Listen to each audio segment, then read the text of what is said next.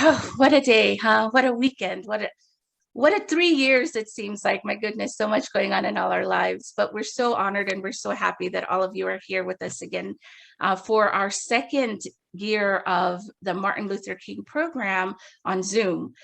We thought that maybe we could meet in person this year, but again, circumstances didn't allow it. But how fortunate we are that we're still able to celebrate together in this capacity. My name is Milia Islam Majid, and I serve as the Executive Director of the South Coast Interfaith Council. And I want to welcome you on behalf of the Council to this, our 30th annual Dr. Martin Luther King Interfaith and Intercultural celebration. Now, before we begin the program in itself, I'd like to actually ask Chief Ramos, who's a dear friend of ours, to begin this afternoon with the opening prayer.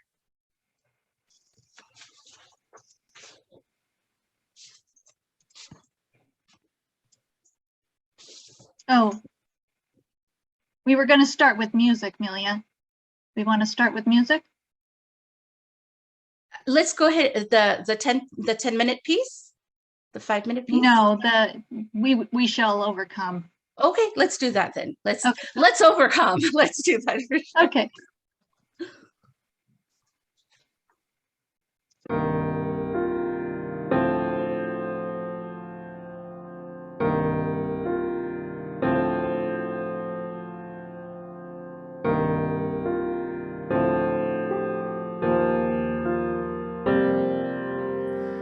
We shall live in peace.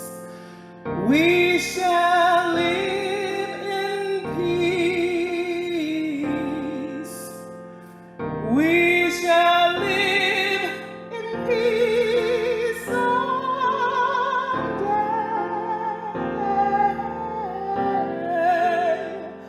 Oh, deep in my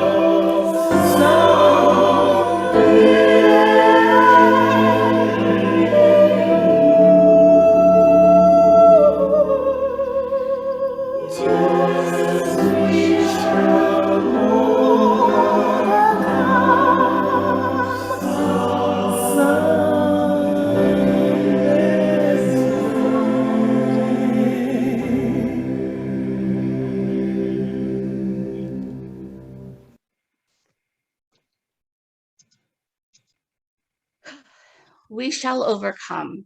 We shall live in peace. We shall overcome someday. Now, when we look closely at the life of Dr. King, we see that his life had as much to say to us on the question of interfaith cooperation as it did on the matter of interracial harmony.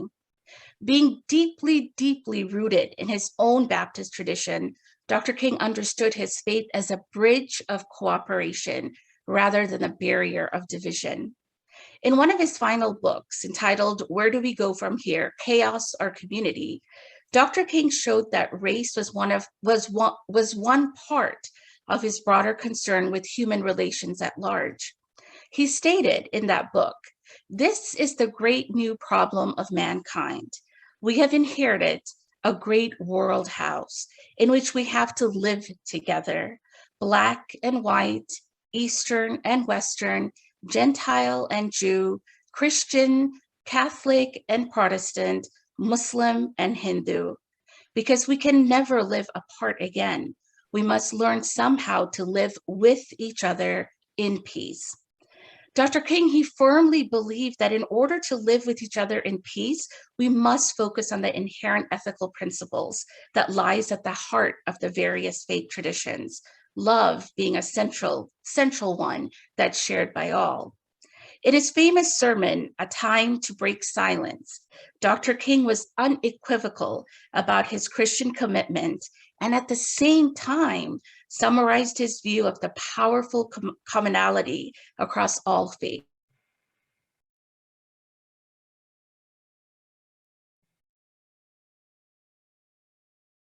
Is that the force of love is the supreme unifying principle of life. He provided an important reminder that love lies at the heart of all major religions. Violence and conflict, then, are not a result of religious differences, but of the fact that, quote, "too many people have been religious in their creeds, but not enough in their deeds."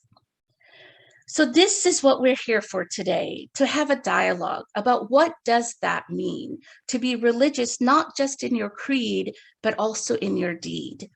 We're here to talk about how interfaith leaders were influenced one another and how the life of Dr. King specifically played a role in their lives.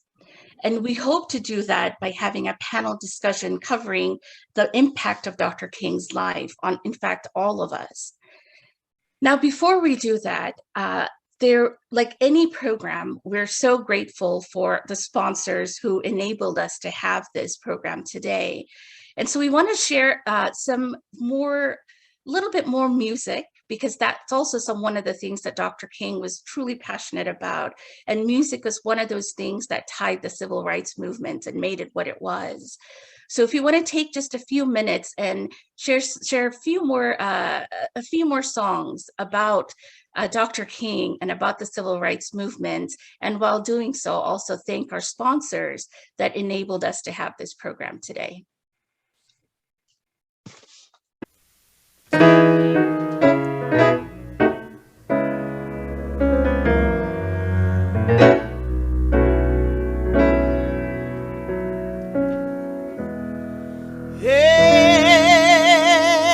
Every time I feel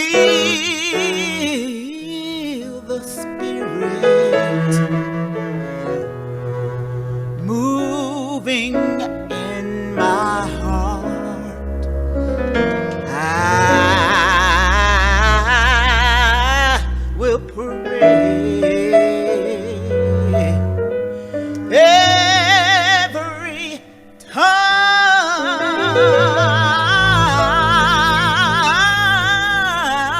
I feel the Spirit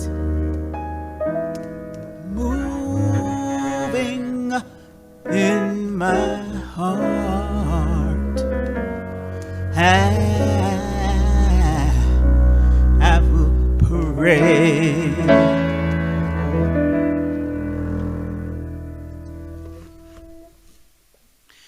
Ain't gonna let nobody turn around, turn me around, turn me around. Ain't gonna let nobody turn me around. I'm gonna keep on walking, keep on talking, marching on to freedom land. I ain't gonna let no hatred turn me around. No, turn me around. No, turn me around. Ain't gonna let no hatred turn me around. I'm gonna keep on walking, keep on talking, marching on to freedom land.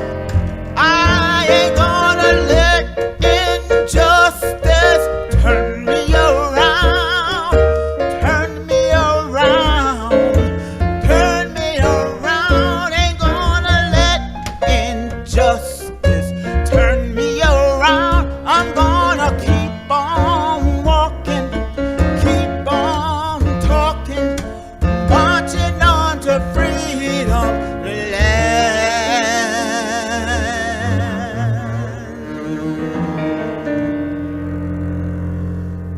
I shall not Not a person. be, I shall not be moved. I shall not be, I shall not be moved. Just like a tree planted by the water. No, I shall not be moved. Oh, when my burden's heavy, I shall not be moved. When my burden's heavy, I shall not be moved. Just like a tree planted by the water. No, I shall not be moved. Oh, I shall not be moved. I shall not be moved. Just like a tree planted by the water, I shall not be moved.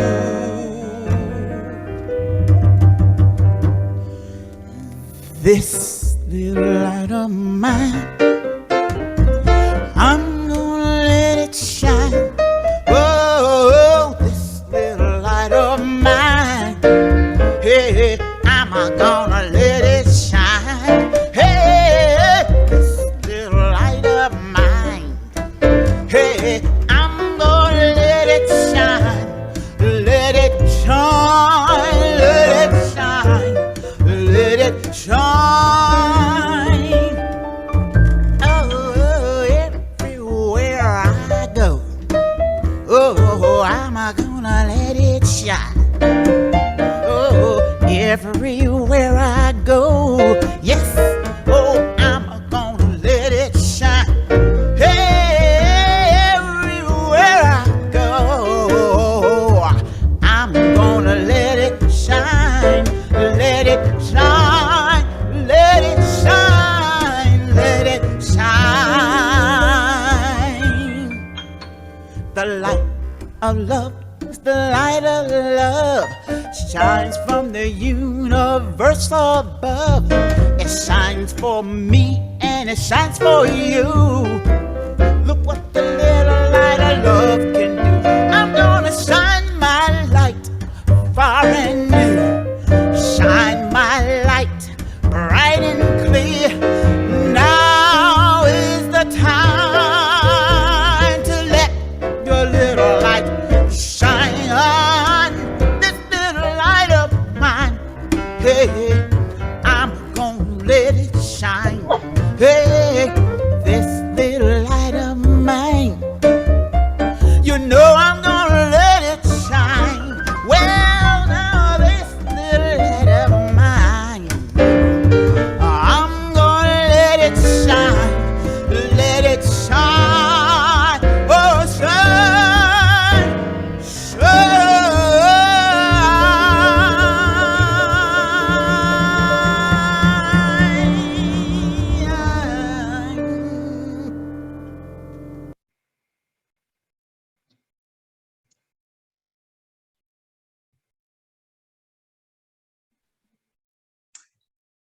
Cheryl, if I could have the screen.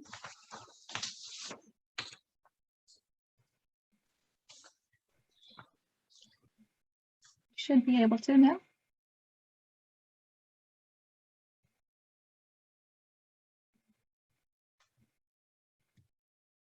I think we see the logo, which is great as well.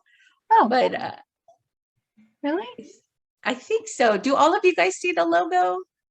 I No. spotlighted you. Can everyone see me or the logo? No, we see you Oh, there we go. All right. It just Whoever's- took a little while. talking. All right. So what I wanted to do right now is we wanted to start the meat of our afternoon today, which is the program in itself.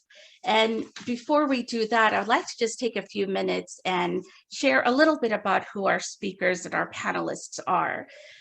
So if you'll allow me, I'll start with the Heel. The Heel Sharma, he's an interfaith activist based in Los Angeles who was born to a Hindu father and a Sikh mother.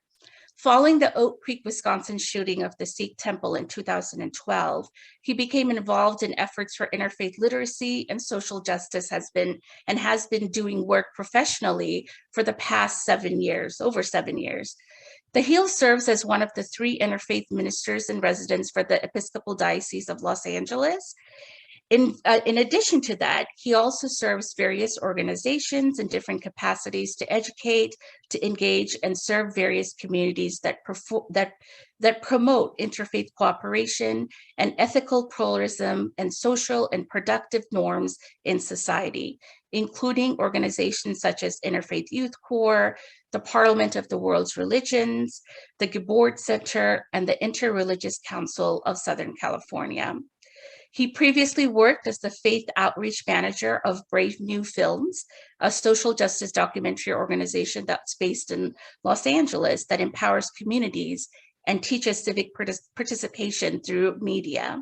He's also a contributing author to books including Co-Human Harmony, Using Our Shared Humanity to Bridge Divides, Hindu Approaches to Spiritual Care, Chaplaincy in Theory and Practice, and Acting on Faith, Stories of Courage, Activism, and Hope Across Religions.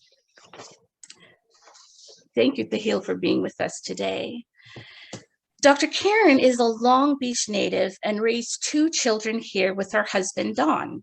In 1988, while pursuing her master's degree in applied anthropology at Cal State Long Beach, she was introduced to the Cambodian refugee community in Long Beach and dedicated the next decade to developing health, cultural, and youth programs to promote well-being and understanding.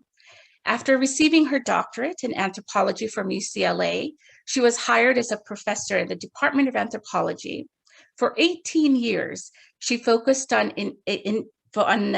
igniting the imaginations and possibilities of hundreds of students through community-engaged research and through a philosophy of learning by doing, inspired by her Buddhist practice. She has co-authored the book Cambodians in Long Beach and has published numerous research articles and book chapters on poverty issues and social welfare policy, gender and sexuality, cultural history, Cambodian genocide, as well as the Cambodian culture. She is the co-founder of the Cambodian Community History and Archive Project, a collaboration between Cal State Long Beach, Dominguez Hills, and the Historical Society of Long Beach, which recognizes the work of contributions of ordinary people in the city of Long Beach. She has practiced Nichiren Buddhism for 34 years now as an active member in the SGI community, dedicated to peace, culture, and education. So we thank Karen for being with us here today as well. All right, now, Imam Jihad Safir, he actually has just come back from Africa, so we're very grateful that he's here with us today. He's one of the founders of Isla Academy, a kindergarten through 8th grade Islamic school founded in 2014 in South Los Angeles. He also serves as the director of the school, which occupies the former home of the Marcus Garvey School at the 29th and Slauson Avenue. He has a bachelor's degree in Arabic studies, a master's in Islamic leadership, and a PhD in practical theology at the Claremont School of Theology. He is a founder of Isla LA, a nonprofit that provides social services in the Los Angeles areas. He has also been a central figure within the Muslim community in Southern California, and most specifically within the African American Muslim community here in California. Our last panelist is attorney Michelle Dobson. Michelle is a product of the Long Beach Unified School District, attending Muir Elementary on the west side, Stevens Junior Middle School, and Long Beach Poly High School.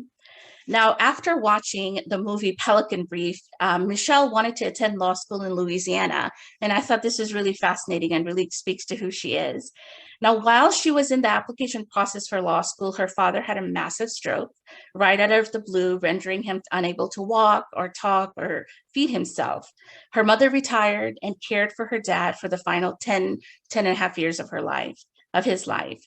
Now, after the initial stroke, the family was told more than one that Reverend Dobson's funeral over a 3 to 4 week period would be over within the 3 to 4 week period while he laid in a coma. But he woke up with a single question on his mind, which he addressed to Michelle: why aren't you in school?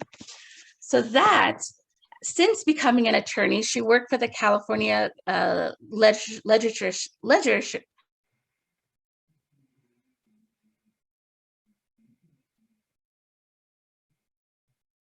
before opening her own law firm in the city of Long Beach after the adoption of her then infant son and then her daughter thereafter.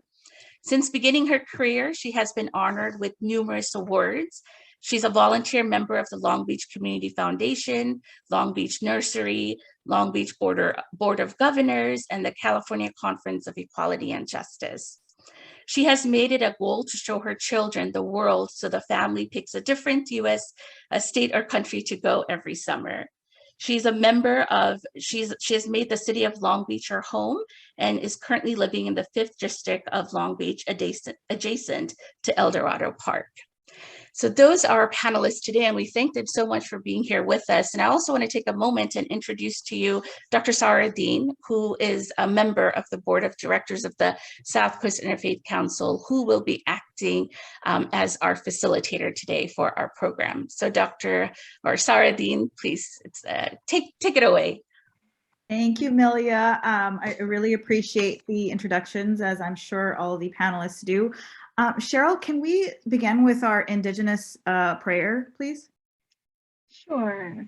Thank you.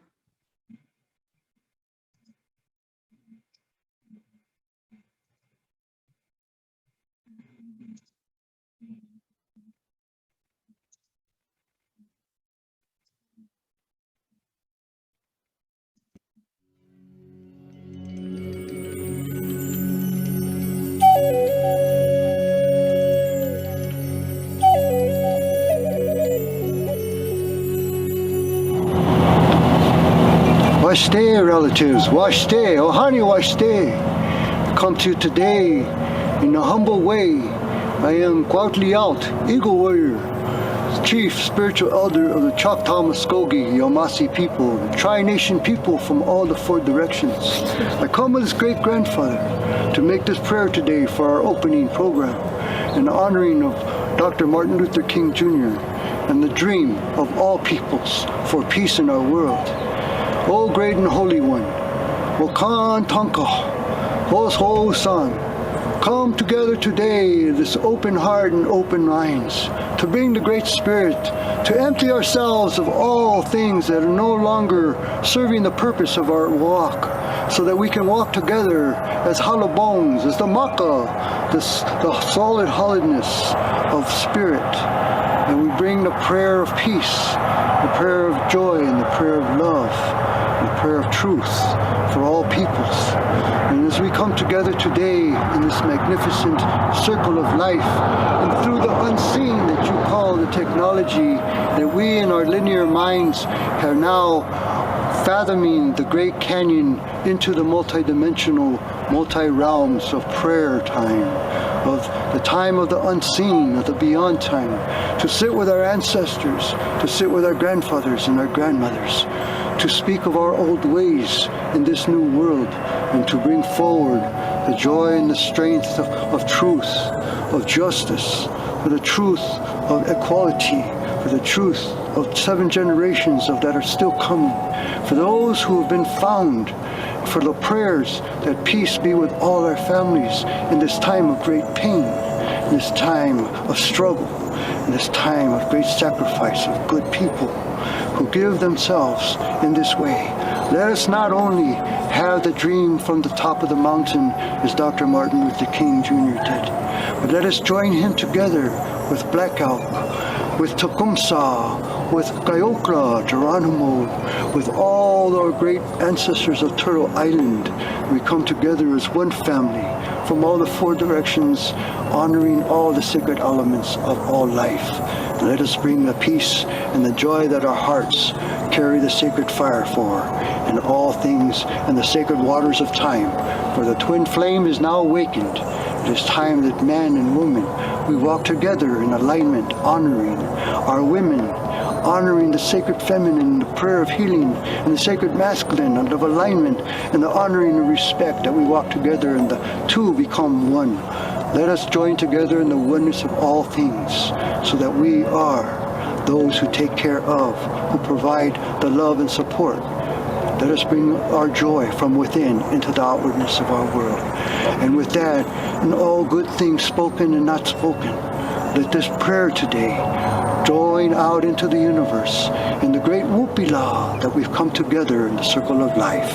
And all good things, many blessings to the many mountaintops and the deep oceans of our ways.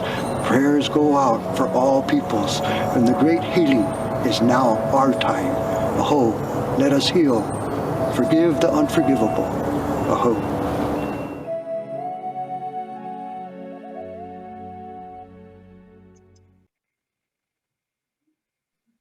Thank you, Chief Ramos. And his closing words there, let us forgive the unforgivable, and let us heal. I'm thinking about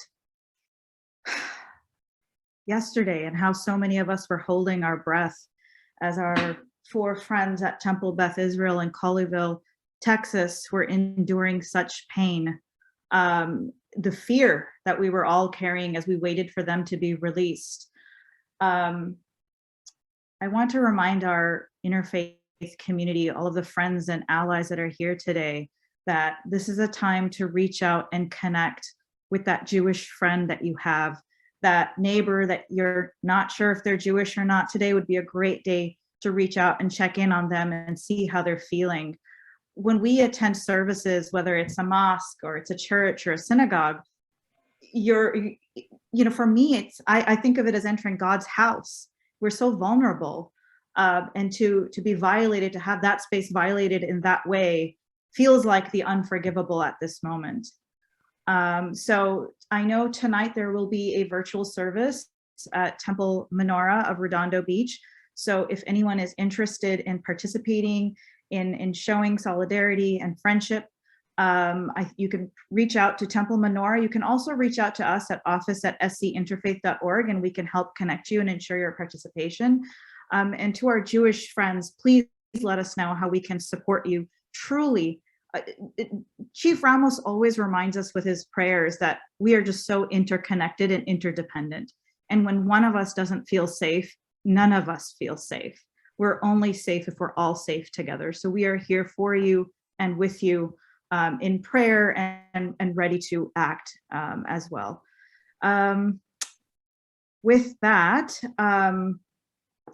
grateful, of course, to be here to spend some time honoring the legacy of Dr. King. So often when we gather on this day, we throw around words like justice and love, right? And we all assume that we understand what we mean by those terms, right? That every one of us feels like, I care about justice and my perspective is the perspective. I don't know about you, I've never met anyone that says they prefer injustice. Everyone finds themselves to be advocating for justice. And yet we're constantly stuck in these perpetual cycles of injustice, right? Love, we throw around the word love all the time. I love my dog. I've really fallen in love with Boba these days. Is that really love? So we're still viscerally experiencing in what feels like injustice. We don't feel loved by our society. So today we put forward our thoughts on what possibly sets Dr. King and these other incredible figures we'll be sharing today apart from the rest. It's the how they worked towards justice and how they loved others through the art of dialogue.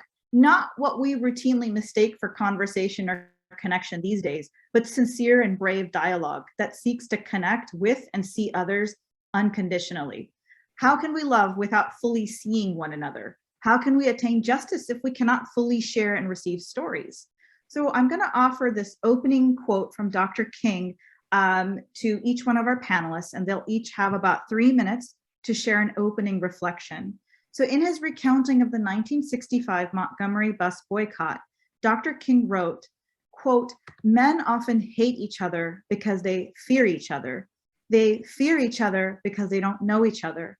They don't know each other because they cannot communicate. They cannot communicate because they are separated."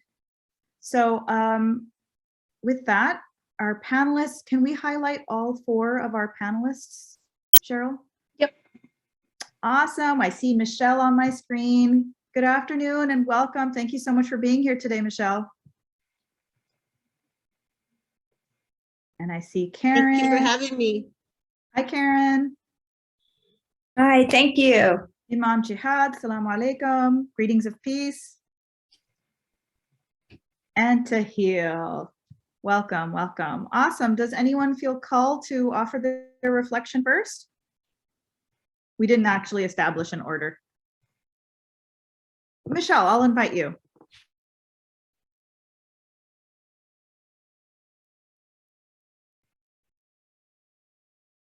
Thank you so much for having me. This has been a wonderful experience preparing for today. In thinking about Dr. King, I think a lot, obviously, I think first about his most famous speech, the I Have a Dream speech. But in that speech, I think about the fact that he talks about the marvelous new militancy, which has engulfed the Negro community. And he reminded the nation that Black people could never be satisfied as long as the Negro is the victim of the unspeakable horrors of police brutality. And I'm pretty sure that he could not have imagined that we would still be dealing with that. Today, it seems almost as relevant, it seems as relevant today as it did in the late 1960s. And I'm sure that there was this belief that we wouldn't be still talking about this or still dealing with this. One of the funniest signs I see, funny and poignant, is when people are protesting, is they have the sign that says, "I can't believe I'm still protesting this." So I'm glad that we're having the conversation. I'm glad that we're still honoring his legacy and his memory. I wish that it would be that we'll get to the space that it would be not because things are still happening and that there's still the injustices or inequalities, but I'm hoping that it will be just in honoring the work that he did and his place in history. Thank you, Michelle. I really appreciate that. Thank you. Tahil, would you like to share with us next? And we appreciate you being here. You're recovering from being ill. So your presence here means a lot to us. It's absolutely sacred. Thank you, Sarah G. Appreciate it. Excuse me if my voice cracks at any point as I reflect.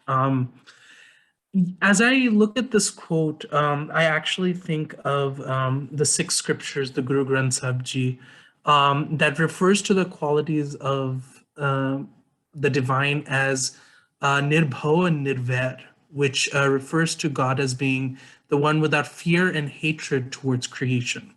When we often think about this context of fear and hatred, we know that they are kind of inseparable qualities of how we understand, the depths at which human beings can behave towards each other in audacious ways. And in the Sikh tradition, I know that oftentimes This idea of looking even towards your enemy with love and compassion almost seems like an illusion that we can't even lean on to in this day of partisanship and division. But it's our faith traditions and it is luminaries like Dr. King that keep reminding us that the audacity that we're supposed to lean to is courage itself. We're supposed to do those things that no one ever expects us to think. We're supposed to look into each other's hearts and actually see ourselves rather than seeing someone as so completely different. And we continue to be on this path of understanding because we still remain in a space of dialogue, but dialogue looks like a lot more than we're actually expecting it to be. It looks like service, it looks like love, it looks like solidarity, and it's going to look like a lot more. And I'm looking forward to hearing more of that reflection in our other panelists today. I'm just going to carry that with us. Audacious dialogue, seeking audacious dialogue. I love that. Thank you, Tahil. Karen, please. Yeah, thank you. I really appreciate being here, and I'm still moved by the music that began this, so I'm so appreciative of that. When I reflected on this quote, I couldn't help but feel if you don't name it, you can't change it. And here I feel Dr. King is really naming what can separate us. And it also reminded me very personally of a poem that Dr. Ikeda wrote in the aftermath, and this is so relevant today, in the aftermath of the brutal beating of Rodney King by police brutality. And he called that poem The Son of Jiyu Over a New Land. And it was addressed to my treasured friends of Los Angeles, the city of my dreams. And I wanted to take just a small part because in this poem, he talks about the Buddhist concept of dependent origination, our interconnectedness, which I felt many of the opening prayers are really speaking to. I'm just going to take a small piece of this poem and share this. The Buddhist scripture includes the parable of the two bundles of reeds, aptly demonstrating this relation of dependent origination. Only by supporting each other can the two bundles stand straight. If one is removed, the other must fall. Because this exists, so does that. Because that exists, so does this. For several brilliant centuries, Western civilization has encouraged the independence of the individual. Turbulent twilight, the waves of egoism eat away at the shores of contemporary society. The tragedy of division wraps the world in a thick fog. Individuals are becoming mere scraps, mere fragments, competing reed bundles of lesser self threatened with mutual collapse. My friends, and here's what he offers as part of the solution inside us. My friends, please realize that you already possess the solution to this quandary. First, you must break the hard shell of the lesser self. This you must absolutely do. People can only live fully by helping others to live. When you give life to friends, you truly live. Cultures can only realize their further richness by honoring other traditions, and only by respecting natural life can humanity continue to exist. And there's not a day I'm not asking myself, am I coming from that lesser self or that greater self that we're called to do through Dr. King's example and the luminaries we're talking about today. And Dr. King's words really ask us these same questions. When are we going to awaken to our greater self and to dynamic action to come together? And how do we see ourselves as interconnected? And that really, speaks to me as our shared struggle. Yeah, your words are landing especially heavy on me today, and we didn't, of course, plan this way, but after what happened yesterday, where you have 4 lives would feel like they're hanging in the balance, and you have that moment of gratitude when they were released, and then of course the hostage taker, that life lost. And how do you reconcile those things, right? It's very difficult. It's going to take those audacious dialogues and audacious conversations. Imam Jihad. Yes, Bismillah. I want to first of all say I appreciate the vibe here. I'm getting beautiful energy that I'm getting, I'm feeling from everyone. And, just the idea, it reminds me of one of the stories. There's plenty of instances where people were on their way to take the life of Prophet Muhammad, peace be upon him, and they ended up becoming, some of his closest, from amongst his closest companions. One incident in particular comes to mind. When we think about this idea of fear, there was a journey that Prophet Muhammad, peace be upon him, was on, and he became tired, and he decided to put his sword on the branch of a tree, and he rested. And he woke up to a young man who had grabbed his sword from the tree and placed the blade in front of his face. And, he asked the question, "Are you afraid of me?" So it brings up this idea of fear. We end up facing each other with a sword because out of fear, out of hoping that someone else is afraid of us. He asked this question to Prophet Muhammad, peace be upon him. And Prophet Muhammad, peace be upon him, replied, he answered, "No, I'm not afraid of you." And he said, "Who's going to protect you from me?" And he says, God. So, keeping ultimately, our fear really reserved for God. And this fear is out of being in awe of God's, presence. And, but also, looking to each other, that we have to overcome our fear of, what we really fear is that I fear that I may grow fond of this person, or I may actually love this person. I fear that I may actually, feel some type of sentiment towards this person in my heart. So I think that's what, we have to push. This is the message that, Dr. King is pushing, this overcoming this fear. And I think at the very base level, one of his challenges was definitely impacting legislation. He has one quote where he says, "It may be true that the law cannot make a man love me, but it can keep him from lynching me." And I think that's pretty important. And I think at a very base level, yes, we want to change the law to where it affords equal opportunity for people, and it allows people not to harm each other. But in regards to our culture, this is the things that need to change. We need to have a culture of love, going beyond slogans, going beyond the t-shirt, and making sure that love and true, wanting to, become more acquainted and closer to each other is a requirement of our cultures. So not giving into the fear, not misplacing our fear, and being, so maybe we can connect these ideas. Audacious dialogue may be our gateway to audacious love.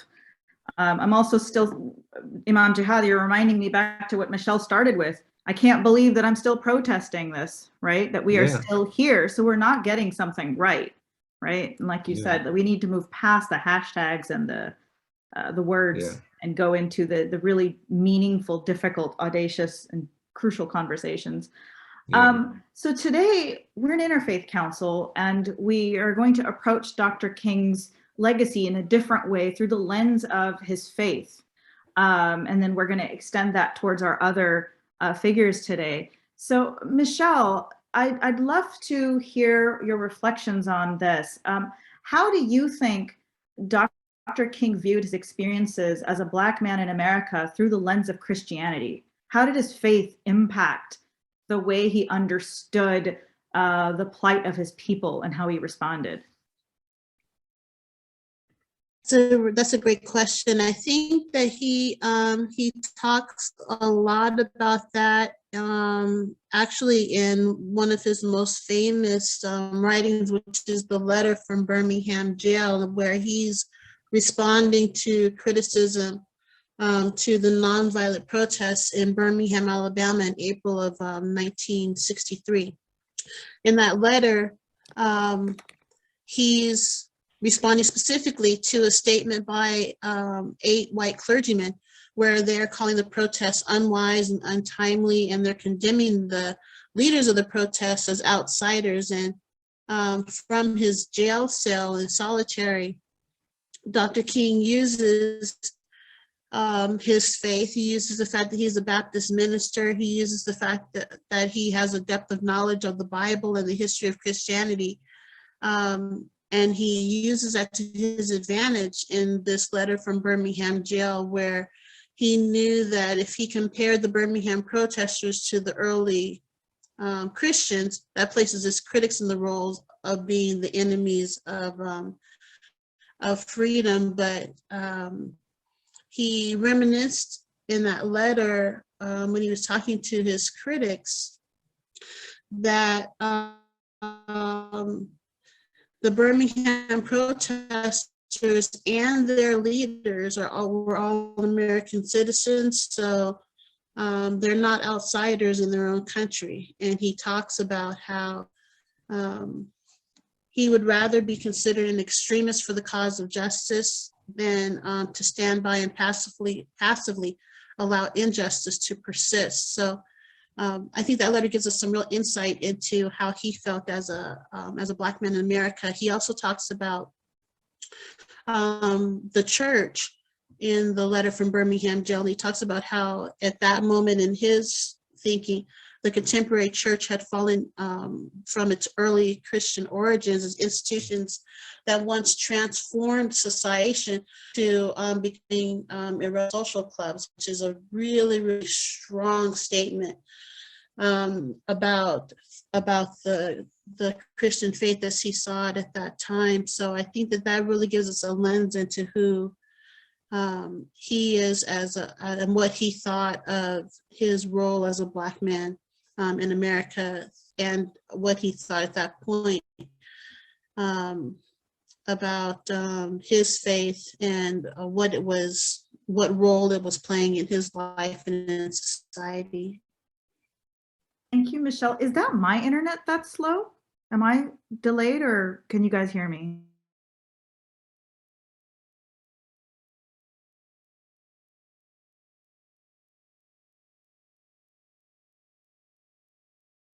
History, he essentially flipped the frame, right? He flipped the framework, which was very audacious, actually. Tahil, you've set the theme for the conversation now today. We're talking about audacious conversations. Michelle, how does Dr. King's expression of Christianity impact your own practice in life? That's not something we talk about often. We often talk about his fight for justice and how that informs our own work for social justice. But I'd love to hear about your very personal, because you're observant, you're practicing Christianity is a big part of your life. How is that informed by Dr. King? One of the things that I thought about a lot just in where I am today is that a lot of times there are still things that happen to me, and I've shared these stories a lot when I speak, like as a practicing attorney. A lot of times, even though I'm in a suit and I have the big, huge briefcase like everyone else, people will walk past all the other attorneys and ask if I'm the court reporter, or they're waving the attorneys into the courthouse, and then the people in front, they'll wave in tons of attorneys and then stop me and say, "Are you a lawyer?" And it's like, why did you pick me of everyone that you're waving in? There's these little slights. And I always think back to these slights are nothing compared to what people had to go through so that I could be a lawyer in America today, so that I could have the opportunity to practice law, to live where I want to live, to be able to, for the most part, walk freely, to vote, to exercise my right to speak out against the things that I believe and against the things I think are unjust. And so I think about the fact that at that Dr. King, in honor of what he and many others went through, I have to continue to look at these instances and let them roll off of my back. And I have to continue to live and honor them through my own life. So I really think that it's sad when we do not take advantage of and live the opportunities that we're given today, because so many people worked so very hard for us to have the opportunities that we are thumbing our noses at today. It infuriates me when people say, well, I didn't vote because it really didn't matter. It's like, do you know how many people stood in front of fire hoses and dogs and went through tests when they went to try to register to vote, and never experienced that opportunity, what they fought for and didn't get to experience. So I really do try to, in the moments that are good, I try to celebrate that I'm grateful that I have those opportunities.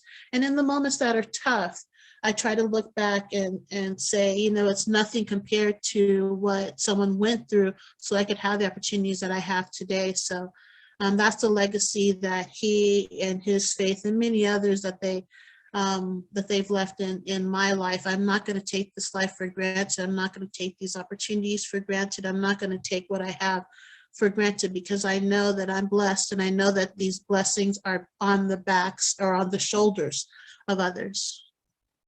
Thank you, Michelle. You're bringing up a lot of stuff even for me, and thank you for reminding us. Ever since in the last 2 years, as a lot of us had these conversations in our homes and community spaces around bias and pushing back on the assumptions we all make. I don't know about you guys, I've had a lot of circular conversations in some spaces. And there have been days where I walk off and I'm like, I'm so sick of this. I just can't do it anymore. And then it's what Michelle just said, right? Michelle, you don't wake up one morning and say, I'm tired of living in my skin. I'm done with this, right? And so then that reminds us, as allies, that we have to press on. So thank you so much for reminding us. Thank you, Michelle. I'm so glad that you're here with us today. Tahil, so this is an interesting conversation.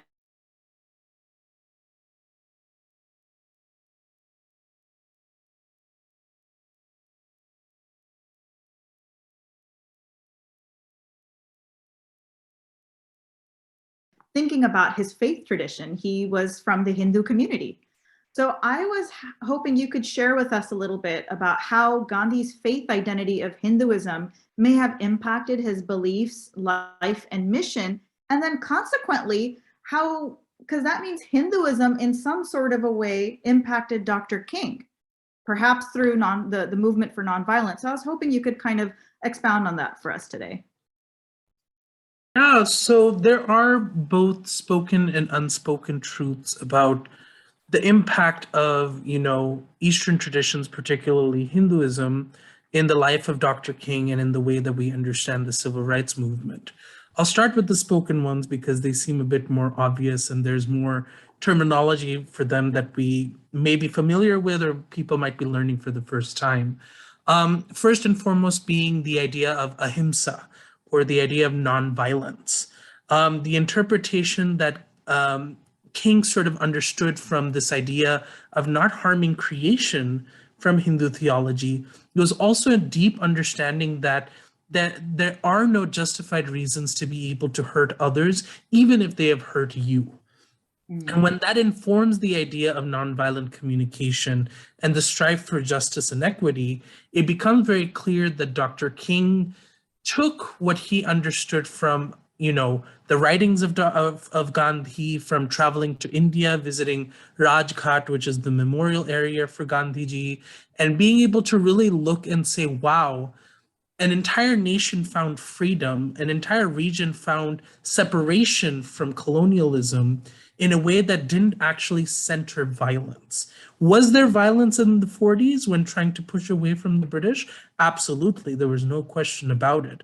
But when more voices started speaking up and saying, actually, this is probably not the way to approach it, and there began as groundswell necessary for there to be some form of liberation involved, that's when Dr. King started really understanding that in his process of looking at the Black condition within the United States, that it became very clear, as even Michelle had mentioned, that even when there were factions of people calling for violence, it became central to the movement of what Dr. King was talking about, to actually call for justice through peace, through nonviolence, through these deeper conversations that require justice for everyone and that no one is left out.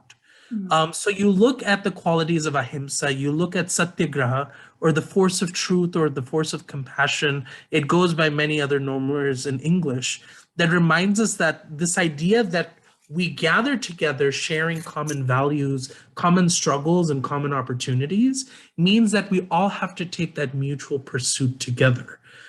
This idea that the force of truth is able to overcome a lot of these conditions that we've created means that in a reality where we still have generational trauma and oppression, that we still have a lot of opportunities for us to look towards each other as not as adversaries, but as accomplices for this work. That struggle may have not ended, but we actually have more people to lean on to be able to continue this work. Some of the unspoken parts of that work actually come from the idea that, Hinduism, sort of as a theology, is actually deeply pluralistic. This idea that Hindus believe in things as a monolith is nothing further from the truth. No Hindu believes like another Hindu. And the idea of being able to still share a community, to share a faith tradition, to share a legacy, and to actually also share a lot of baggage means that we also have an opportunity to think about how that pluralism is something that we all can lean on, because that is a part of the American experience. Looking at the wisdom and the opportunities of our indigenous ancestors from these native lands to the Black experience of Africans being enslaved and brought here to the United States and going through centuries of struggle, that's my history. As a Hindu, those are my community members too. And as a Hindu, I have a responsibility towards them. And that's something that I think Dr. King has expressed through a lot of the solidarity work that he did too, when standing with Rabbi Joshua Heschel, when calling out the Vietnam War, when calling for economic justice. Those were all things that the Black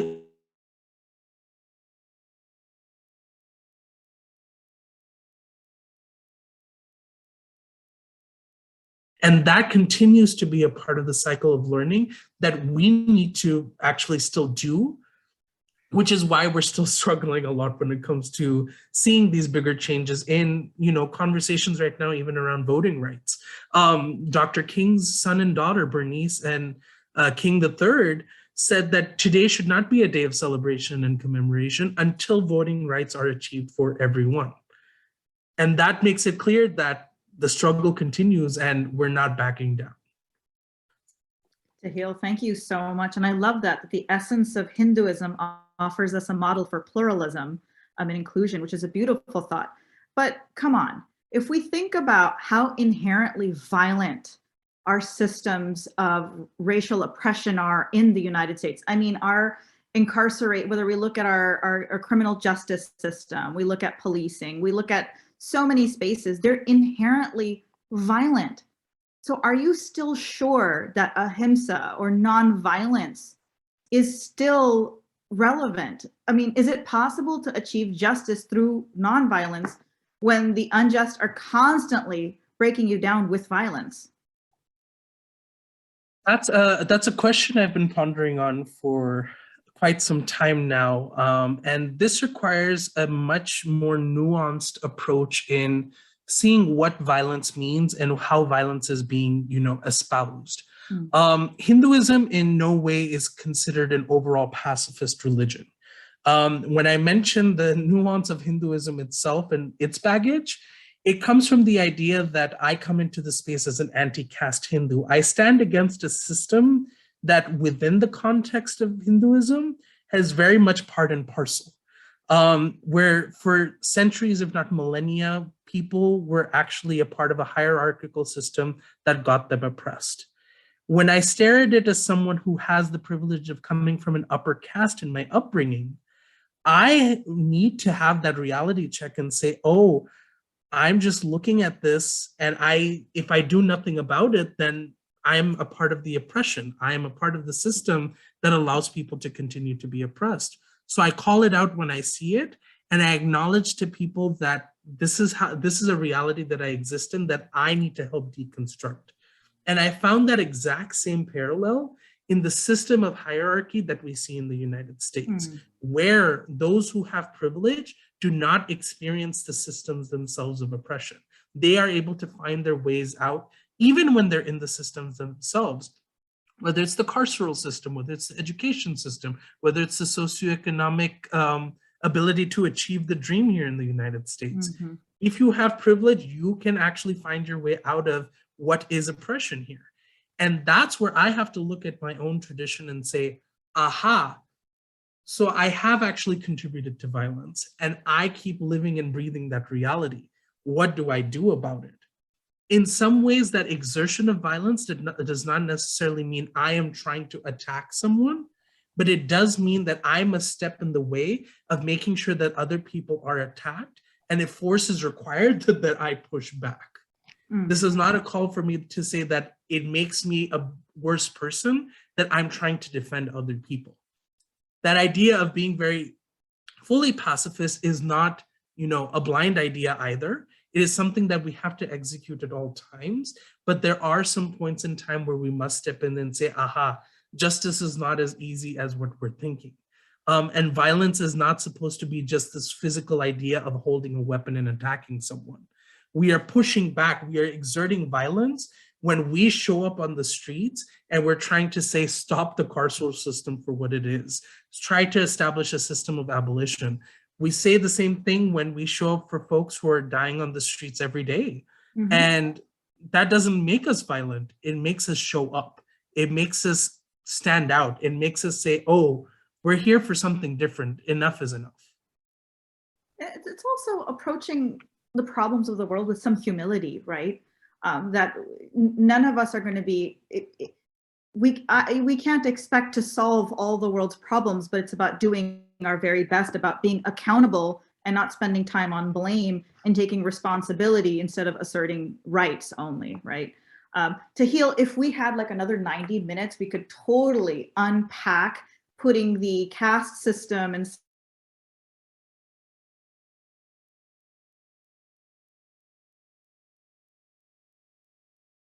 that today. This is like the perfect time to bring in Malcolm X into the conversation.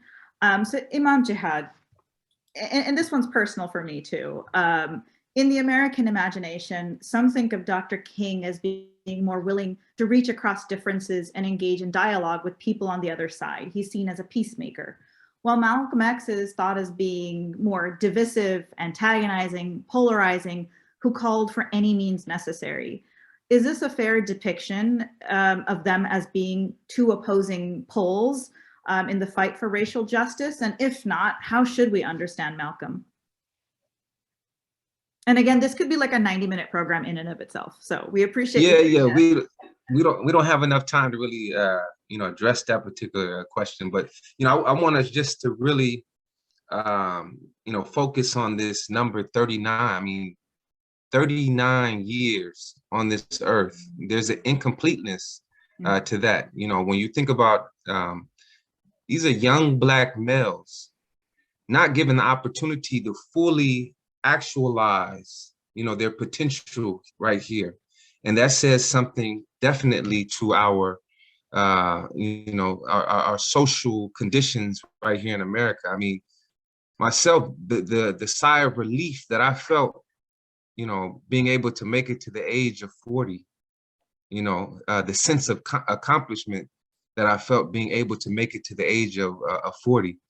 When you have many young Black males all across this country do not have the capacity, because of the conditions that we're living, to even imagine the possibilities of growing old, and that's, highly problematic. We have two individuals that we can't, we would be unfair by concluding at their speeches, drawing, major conclusions and definiteness from even their writings. They're 39. I think about myself even, a year ago at 39, I'm incomplete. I'm incomplete. even at 40. And I have to remind my wife, you know, I have a lot to learn. You know, so when we think about, you know, these two young men, you know, there's still a lot there that's missing. You know, we're talking about two of the most brilliant human beings that were not given their, we're not given the room and the space to actualize their full potential. You know, some of the things that I look at, you know, with both of these figures is really how to, you know, participate in the religio-racial identity, you know, of what it means to be, say, a Black Christian or a Black Muslim. I can't just be Muslim here in America. You know, when I walk into the masjid, I walk in there, although the claim is color blindness, no, they see the color of my skin. I walk in there with this religio-racial identity. Martin Luther King showing us how showing a Muslim how to be a Black Muslim in a racialized, the racialized existence that we are in. Also, the same thing as Malcolm X, you know, showing me how to be, you know, a Black man, but also a religious Black man,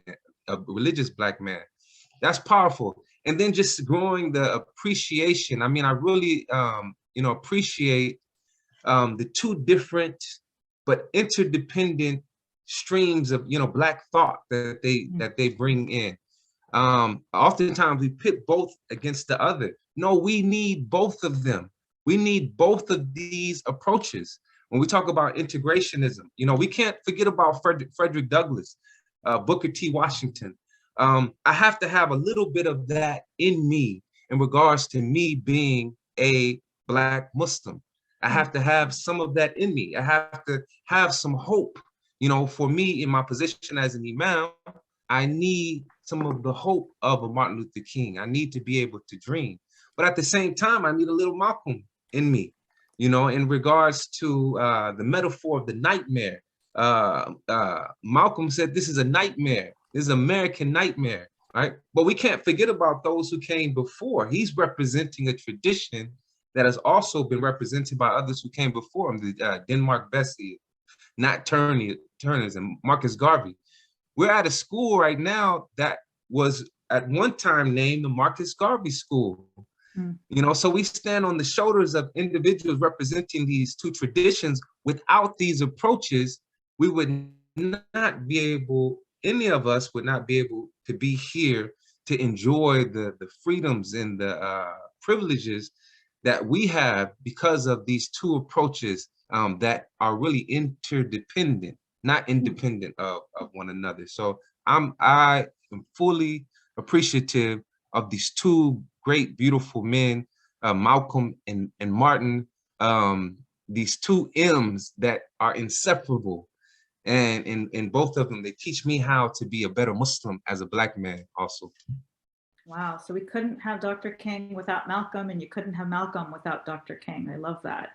Imam Jihad, how do you think Islam, the faith, the spiritual tradition, informed Malcolm's struggle for justice and practice of love?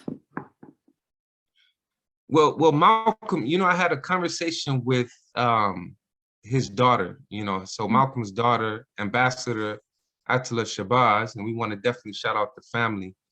And she told me that she dislikes people weaponizing Malcolm. You know, oftentimes we think of Malcolm in regards to, we take the photo of him standing with his rifle. This individual was non-violent himself. His weapon in regards to of choice was his tongue. You know, his weapon was his intellect, but he wasn't going around harming people, you know, physically. But truth has a way in humbling all of us, you know. So in regards to just weaponizing Malcolm, one of the things that you know, Malcolm, when he performed his pilgrimage to Mecca, for myself, being able to perform my pilgrimage in my 20s, you can't help but think about Malcolm. You know, you can't, you feel like you're walking in the footsteps of Malcolm. and how you're interacting and engaging conversations with people who from all around the world, and you're recognizing them, being in awe of God being able to unite us in one place with one objective, and that's to please Almighty God. It makes you more open. So I can see Malcolm, him having this experience, and he has this quote, and he says that I have always kept an open mind, which is necessary to the flexibility that must go hand in hand with every form of intelligent search for truth. Malcolm was more open, especially after taking his pilgrimage to Mecca, being willing to sit down with different people. He wanted to learn. He talked about in his autobiography about if he had the time, he would go back to school.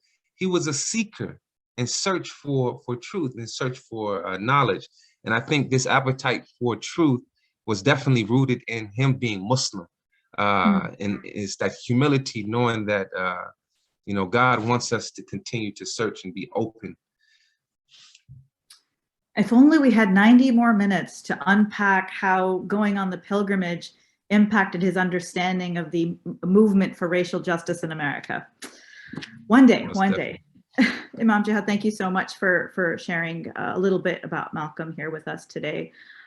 So while Dr. King, Mahatma Gandhi, and Malcolm X are no longer with us, the global community still has Dr. Daisaku Ikeda amongst us, who's still engaged in the fight for human liberation and justice. So I'd love to invite Dr. Q, Karen, to share a little bit about him. How is he continuing the work of those who came before him in the context of our society's current struggles to establish a, quote, beloved community? And if you can kind of tell us a little bit about him as well. Thank you so much, Sarah. And everyone, I mean, I think it's these stories and your personal experiences engaging, with Malcolm X, with Gandhi, with Dr. King is so powerful. I mean, we can, in the same case with Dr. Ikeda, we can assume we understand someone and what influenced them in their lives. But, I'm still unpacking this, and just being a part of this panel, allowed me to dig a little deeper, even into, Dr. Ikeda's life, and to share a little bit about that, to put, his 7 decades of fighting for human rights, and actually, studying as a young man in Japan, the translated works of the people we're talking about today, his influences. So I wanted to tell you a little bit about Dr. Ikeda. He was born in Tokyo, Japan. He's now 94 years old. He was the 5th of 8 children, and his family was seaweed farmers. And he grew up during World War II. And I really also want to globalize this struggle we're talking about too, because his life really represents that as well. He endured firsthand, really, the suffering and devastation of war, living through 2 atomic bombs and seeing the devastation and the fire rates that, accompanied that war, that terrible war, including the death of his eldest brother, who was killed in action in Burma, which is now Myanmar. This experience as a teenager really gave root to his lifelong passion for work on peace and the sort of questions he had about the fundamental cause of human conflict. I mean, this is what he was seeking. He was a bit of a studious young man and very sickly. He suffered himself from tuberculosis and wasn't even supposed to live past the age of 30. And so you can say he was like seeking, at a time when really Japanese society was in tatters. And in 1947, he was 19 years old, and his friend invited him to a lecture on the philosophy of life. I mean, he had to be a heady man to get a 19-year-old over to, a meeting about the philosophy of life. So he went there, and it was at that meeting that he ended up meeting his mentor in life, Jose Toda. And Jose Toda was an educator and a pacifist and a leader in an organization called the Soka Gakkai, or Value Creation Society, which was actually founded by Toda's mentor, Makaguchi, who was a principal They were school teachers, and they were very much against the militaristic training of children in Japan at that time. They felt that the educational system was just socializing students to just obey the state. And during World War II, many religious organizations, practitioners, every Japanese citizen was required to display the Shinto sun goddess in their homes. And Makaguchi and Toda refused to do so. And they were arrested as thought criminals, and both were imprisoned for their belief systems. And Makaguchi died in prison. It was one of the most painful experiences of Toda's life. And after he was released from prison, he vowed to really take Nichiren Buddhism and create a society that his mentor would be proud of, one that, you know, really valued the dignity of life through Buddhist principles. And it was Toda's resolve to stand up to this militaristic regime that impressed Ikeda, that really impressed Dr. Ikeda. And he would later write, quote, "The words of a person who had suffered imprisonment for his convictions carried a special weight. I felt intuitively that I could trust him." And thus began this journey, really. He worked with Toda to really rebuild a society in Japan, based on these humanistic principles. In fact, at the time, and most of it was, sharing with other people in their homes through dialogue, the possibility of having better lives. And in fact, a lot of people made fun of the SGI at the beginning in Japan because they said, oh, it's just made up of a bunch of poor and sick people. And Dr. Ikeda would say, I'm proud to be, those are the people I'm with, that if we can become happy, that's how we build, a happy society. And it was built on that. So understanding that kind of mission, that kind of dedication to peace kind of explains, I think, how he really connects, I think, in this moment, and, why he has really stressed also interfaith communication. So he took what was really, an organization in Japan and made it global as a way to share across different faiths and commonalities, groups and people that want to promote peace, culture, and education. And he took that to a global level.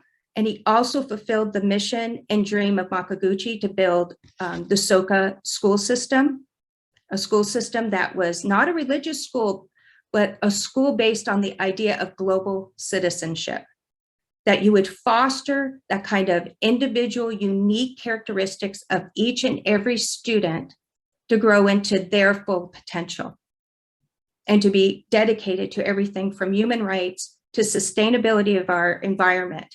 And that this would be, the foundation. And we now have our own Soka University right here in California. And there's also Soka school systems now that has grown around the world. In addition to this work, he has every year since 1982 wrote peace proposals that provide a framework for peace across cultures, supposed differences, and really providing a way to infuse philosophy into peace building, often working with people from different faiths, traditions, ideas, and cultures. In addition, he's published over 82, that's phenomenal. As a professor myself, it's hard enough to publish one book. He's published 82 dialogues with scholars, political leaders, artists. But, I really reflected on this idea of publishing books as dialogues with, with great thinkers and people.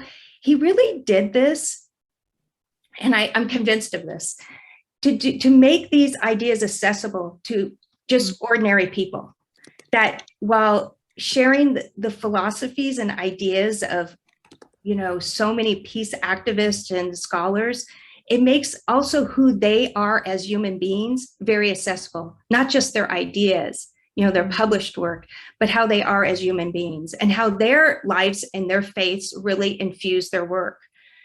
And then I think most relevant, and then there's other examples, but I really wanted to focus on Dr. King and recent over the last 2 decades, Dr. Ikeda's collaboration with Dr. Lawrence Carter, the Dean of the Martin Luther King International Chapel at Morehouse College. And together they built a very specific Dr. King's peace activism through 2 projects that Dr. Carter has worked on across the United States and in other countries.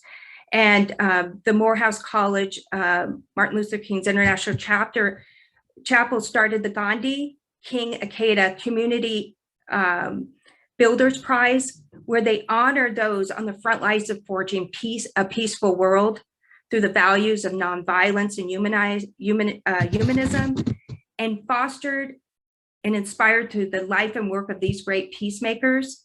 And they've also created, or Dr. Carter, the Gandhi King Ikeda, a legacy of building peace exhibition that travels the country to promote dialogue on peace and nonviolence and continue the legacy of the many people that are in solidarity around building peace.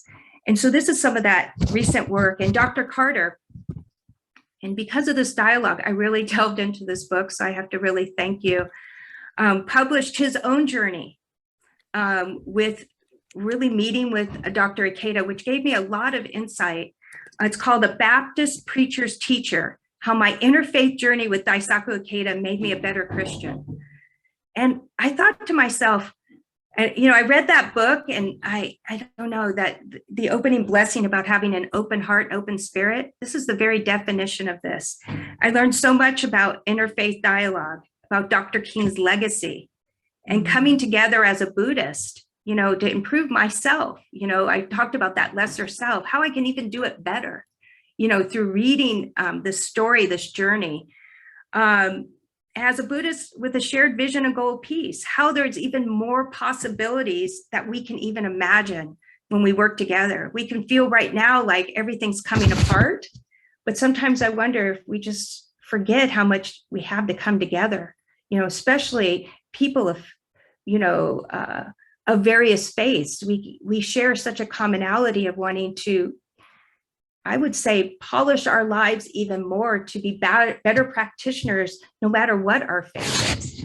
And that was something I really, tapped in and learned in further exploring even Dr. Ikeda's life and vision and motivation for peace. Thank you so much, Karen. And actually, it was the exhibit you mentioned that led to us framing our event today like this, putting these amazing individuals in conversation with each other. Thank you so much for bringing that into this space. As we head into our closing thoughts, I do want to take a moment to ground us in the moment that we're in right now. Over the last 2 years of this pandemic, after the killing of George Floyd, we're over 2 years in, and the pain is ongoing. The trauma continues. I don't know about you guys, but it just doesn't feel like anything is happening fast enough. We're still protesting the same things. It's like, and in fact, we've kind of gotten faster at it, right? Something happens, there's a police killing, we're really quick to get on our phones, do our hashtags, we're indignant for a day or two, and then we roll back into our routine, right? And then we've almost become accustomed to living with this trauma. And then what happened yesterday with the synagogue in Texas? And these are all connected. I watched this film recently called Exterminate the Brutes. I don't know if any of you have seen it. And it tells the shared history of anti-Black bias, anti-Semitism, and Islamophobia. So the writer begins with the Spanish Inquisition and the concept of blood purity being established, right? So the Spanish crown wants to exterminate or remove all of the Jews and the Muslims from the Spanish peninsula. And so for the first time in history, this concept is invented of blood purity, that people are inherently inferior or superior. And it was in this context of where the Spanish crown grabs what might be the world's greatest and oldest hatred, anti-Semitism, combines it with Islamophobia, and says that if someone of Muslim and Jewish blood, even if they become Catholics, they become Christians, they're still dirty. They're still not good enough, right? And it's within that same century that the church makes the second claim that it's on those grounds that we find that the African people are inherently unworthy and they are destined or meant for servitude and slavery, right? And I had never, that is not something I learned in school, right? So in this moment that we find ourselves in, it is so important to realize we talk about how if one of us is harmed, if one of us is unsafe, we're all unsafe. It's because all of these hatreds are all grounded and rooted in the same ugly place. And so we find ourselves in this moment. As a Muslim, I'm thinking about what happened yesterday, right? Where someone claiming to be Muslim did something horrible yesterday, violated the sanctity of a holy space. And but the moment that we're sitting with right now, whether we're thinking about the ongoing violence against Black people in our country, or we're thinking about anti-Semitism and Islamophobia, the question now will be what Michelle mentioned earlier. She said when she walks into a space with her suit, with her briefcase, the assumptions that people make, right? How do we slow down our assumptions making? How do we begin to detangle our bias? And as an interfaith council, the tool that we offer is through conversation, through dialogue, right? Bringing people into conversation with one another. So I wanted to ground us in that place, given what happened yesterday, given the violence that continues to unfold in our communities around race. We have lots of difficult choices to make. And I offer a quote from Dr. Akeda as our closing reflection. And I'm going to invite each one of our panelists to offer their perspective. Oh, good. And Patty has put in the quote in the chat, so our participants can think about it before we break into our breakout rooms. This is the quote, "The power of dialogue changes people's hearts. Sincere dialogue is the sunlight that can soften and melt hearts that are thoroughly frozen over. Clear, confident words are the free breeze that dispels the clouds of illusion." So now tomorrow, a community was violated. And of course, you can't feel safe. And in that moment, people have to make a choice how they respond and react, right? So grounding ourselves in this quote, I'm going to invite Karen first to share with us how the Nichiren Buddhist use of dialogue can help us in our nation, in our communities today. Well, you've really, with the recent event, it can really feel, especially at moments like this, that dialogue is too incremental, too gradual, and that these tensions between groups of people in our society today intractable. But as Nichiren Buddhists, we really think through dialogue, we can recognize our own assumptions, our own, sense of what divides us. And we believe that we can come to think without dialogue that we're right. Imagine if there was like this wave of dialogue happening that can touch maybe that one person's life, that has a particular view, and their life is transformed through that interaction. We just have no idea whose life we can touch and that ripple effect, right? So rethinking both our own assumptions opens the way for us, to be compassionate on ourselves and bring out that compassion in others. And in this way, dialogue can bring about that change in the world. And what I've learned, and I say this with humility because I am still a work in progress. I am still, learning and practicing, these kind of values. But what I have seen and what I have learned is that lasting change, as I've learned as a practitioner and in sharing, and trying to overcome my own biases and ideas, it begins where you are. It begins with the person in front of you and being true to yourself. And I really felt, really honestly, in this panel, that's what I felt. It really starts in that place. And this is the practice that Dr. Akeda expresses in his conviction. that a great human revolution, that internal interchange in just a single individual will help achieve a change in the destiny of a nation. And further will enable change in the destiny of humankind. And this is what we're talking about today, that capacity for all of us to be peace builders and masters of dialogue, you know, and recognizing that continued shared struggle, and not to despair at the moment when it gets difficult. Because I think when I look at these great peacemakers in the face of like life and death, they chose to live their life fully, you know, fully convinced that, you know, reaching out and encouraging and being there for one single person, that ordinary person that wants change, and creating that ripple effect is what matters. Thank you. Thank you, Karen. Imam Jihad and Tahil, whoever wants to go first, from your faith perspective and the vantage point of your life experiences, do you see dialogue as being significant in addressing our current struggles? Whatever reflection you'd like to offer at this moment would be beautiful.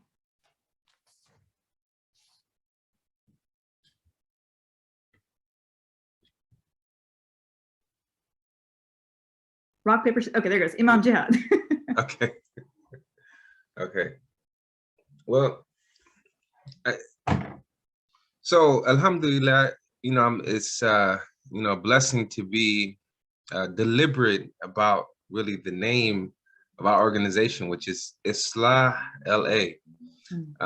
So this word Islah, such an important word, you know, and it's a word that you know, we ran into in our research in the Quran and just really researching our faith. There's a saying. So Islah, first of all, it means to revive, renew, restore. On a deeper level, it means to heal. You know, so there's a term where it's you know, it's placed with food. You know, it's muslihit ta'am. It's like healing food. So, or food with the you know, components of healing. So, you know, it means to heal. One of the healing aspects is the relationships between people. And this word is used in a tradition in which Prophet Muhammad, peace be upon him, one of my favorite traditions, he said, he told the group of companions that were with him, his audience with him at this moment, he said, should I tell you what is better than the degree of your fasting, prayer, and your charity? You know, so imagine, like, these are, you know, when you talk about acts of worship, you know, when people automatically, what comes to mind is prayer, what comes to mind is fasting, what comes to mind is charity. So they're wondering, they're on the edge of their seat, what is better than these three? And he says, Islah, between people, reconciling relationships between people. And he says that the other opposite, which is fasad, he said, spoiling or destroying relationships between people, it shaves away faith. You know, so this aspect of Islah, we want to definitely tell the world to make Islah, to reconcile relations with one another. And this is also in the Quran, in which, you know, God mentions in the Quran that la khayra fi kathira min an-nas, min najawaz. So there is no good in most of their secret talks, except illa man amara bi sadaqa aw ma'ruf aw islah bain an-nas, right? Except, so there's no secret talks. We can have all these Zoom meetings, but if we're not talking about, you know, charity or, you know, doing things for people, doing goodness, and also reconciling relationships between people, then there's no good in these talks. So what makes our talk so beautiful today is that we're talking about healing relationships between people, bringing people together. So this is all included in this word of Islah. So I see this as an opportunity for us to make Islah. So Beautiful. Thank you so much, Imam Jihad. Tahil. Your closing thoughts. One of the deepest traditions of Hinduism, actually, going back thousands of years, is the idea of dialogue between teachers or gurus and their students. And it was to be able to talk about how we make sense of this reality. So for thousands of years, even before the establishment of our scriptures in Hindu theology, there was this questioning of everything. There was this understanding that everything has an answer, and if we don't know that answer, it is because of divine reasons, that we will find it when it's necessary. And in that process of dialogue for thousands of years, one of the Upanishads, which are sort of these exchanges between gurus and students, is this idea that we are, as a universe, a family. And this phrase, Vasudhaiva Kutumbakam, is often used in a lot of Hindu spaces to talk about equality, to talk about our connection with one another. But I get irked by the fact that people don't actually talk about the sentence that precedes that phrase, which it explicitly states that if you are looking at others as being separate or different from you, you are actually looking at the world through a very narrow lens. This idea of having universe as family is not solely based on the idea that we are expressing just the idea that we're equal as human beings, that we should be colorblind towards each other, that we should be, just looking at each other's characters and not understanding what's on the outside. We actually have to look so deeply at others and say, you know what?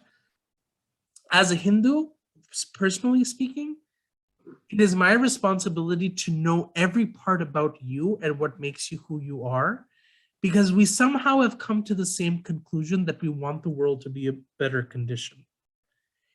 And if I keep saying that it doesn't matter who you are, then I'm actually not doing the work of interfaith cooperation, then I'm not actually being a good practicing Hindu or Sikh. I have to go out of my way to learn.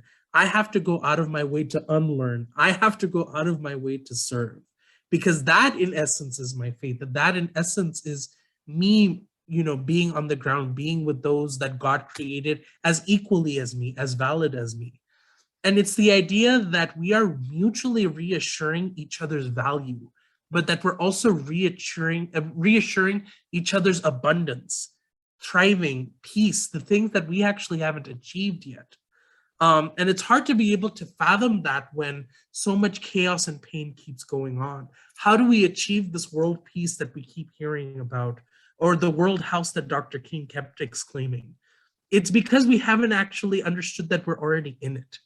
And a big thing that I need to remind people in this space is that when we're talking about interfaith cooperation, when we're talking about relationship building and dialogue and reconciliation, we don't do that separately. This is not a niche community. Interfaith cooperation is what you live and breathe every day. You don't recognize it because you're just not on this SCIC call today, but interfaith cooperation is how you exist now. And we need to keep reminding people that that is the state of how we need to move forward, that we are in this work of interfaith cooperation, period. So that's kind of what I bring to wrap up my perspective. Oh, Tahil, I wish I could just put exclamation mark. And that's the thing I value so much about the interfaith space, that, and for anyone who thinks interfaith space is all hunky-dory, we're all like singing together and having a great time all the time, we have some really tough conversations. It's not easy when there really is conflict. But what I really value about this space is you have people who come together and say, I may not understand, it's not about agreeing, I may not understand your perspective right now, but I, from my core of my being, find you to be inherently worthy of my respect. And because of that, I have to keep, like you said, the thousands of years of questions, right? Asking curious questions and not making assumptions, being desperate to understand and see the entirety of the other person. Thank you so much, Tahil. Michelle, I'd love to invite you to offer us some closing words on this idea of dialogue, the power of dialogue and its ability to change hearts in this moment. Yeah, I think it's important that that we keep this conversation going. It's something that Dr. King recognized is that there are some kind of common founding principles that we're not always inclusive of everyone, but we want them to be inclusive of everyone, that these founding principles that all people are created equally, that people have fundamental rights such as liberty, free speech, freedom of religion, due process of law, freedom of assembly. Dr. King recognized that these principles are so profound that you can find them in every great cause in our history, and the abolition movement, women's suffrage, the civil rights movement that he led, the 1969 Stonewall uprising in New York and beyond. He saw the commonality that each great stride towards justice came from an appeal to these kind of fundamental core principles. And I think that the task falls on all of us who share in Dr. King's vision to continue to pursue these conversations towards what he called the beloved community, recognizing that he talked about dignity rests in three elements: access to a loving family and a rich community, a nourishing faith that keeps us connected with God, and economic opportunity to provide for ourselves and others through safe, decent work. So if we continue to strive towards those principles, I think that we'll be all right. Thank you, Michelle. Thank you so much to all of our panelists, Michelle, Karen, Imam Jihad, and Tahil, for centering us in dialogue and encouraging all of us to use our, those moments of pain. When you're in pain, that's the most powerful moment to reach across and seek connection. Our pain truly has the ability to transform us if we use it to connect instead of yet inflict more pain on others, which I think is really relevant in this moment today, given the events of this weekend and what continues to happen all across our country. At this moment, I'm going to invite Cheryl. We've done a lot of talking, so I think we're going to share a little bit of music before we come back to the program. Time, I feel the spirit moving in my heart. I gotta pray. Oh, every time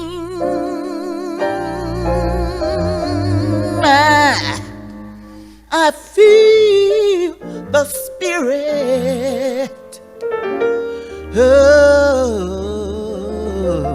moving in my heart, I will pray. On the mountain, my God spoke.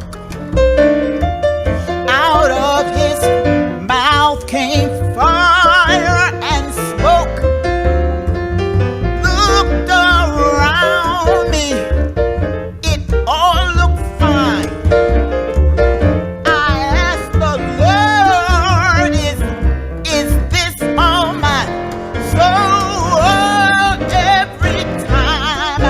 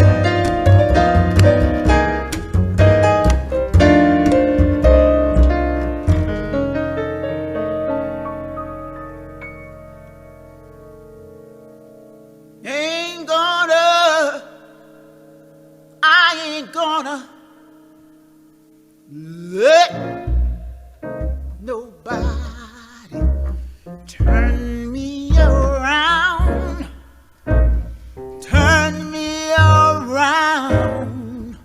You cannot turn me around. Ain't gonna let nobody turn me around. I'm gonna keep on walking, keep on talking, marching up to freedom.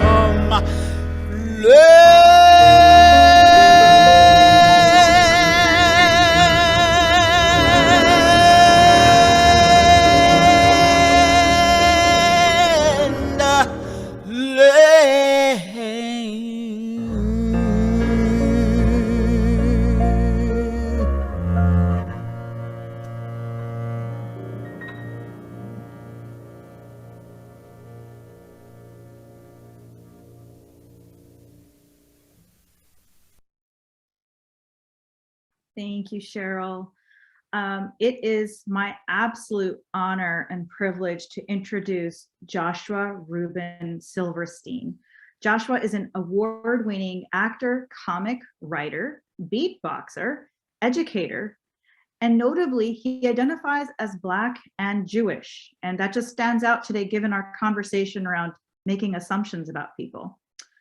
As an educator, Joshua has facilitated uncountable theater, improvisation, and spoken word workshops, as well as in-school residencies, all designed to create a safe and open space for students of all ages indulge in the freedom of creative expression. His various performances and productions throughout the country have received admiration from creative geniuses ranging from Norman Lear to Prince. Joshua has been beatboxing since he was 5. Eating and sleeping are the only things that I have been doing consistently since that age. Lastly, Joshua has been generous in sharing his faith and his talents with the SCIC, for which we are so grateful. He joined us in a courageous conversation a few months back to talk about being Black and Jewish. So I'd love to welcome back Joshua Rubin Silverstein, and thank you so much for joining us for our 30th annual Dr. King Interfaith and Intercultural celebration. Yeah, my pleasure. Thanks for having me. Wow, what an amazing conversation that I got to watch unfold. It's funny because piece for this event that you're going to play in a few minutes, I believe, and it's so cool how in that piece there are words and phrases that people here today spoke. So it's very it's a nice end to what was said today. I don't not tooting my own horn, but it feels very much like it fit in perfectly. Joshua? Yeah. Can I ask you today? Yes. Yesterday was a difficult day. Yeah. And I don't know if you'd want to share with us the experience or what you're sitting with today, how you're feeling, or how your family and community may be feeling, given the intersection of your experiences that you live every day. I don't know if there's something you could share that might be a teaching for us. Wow, that's a very deep question.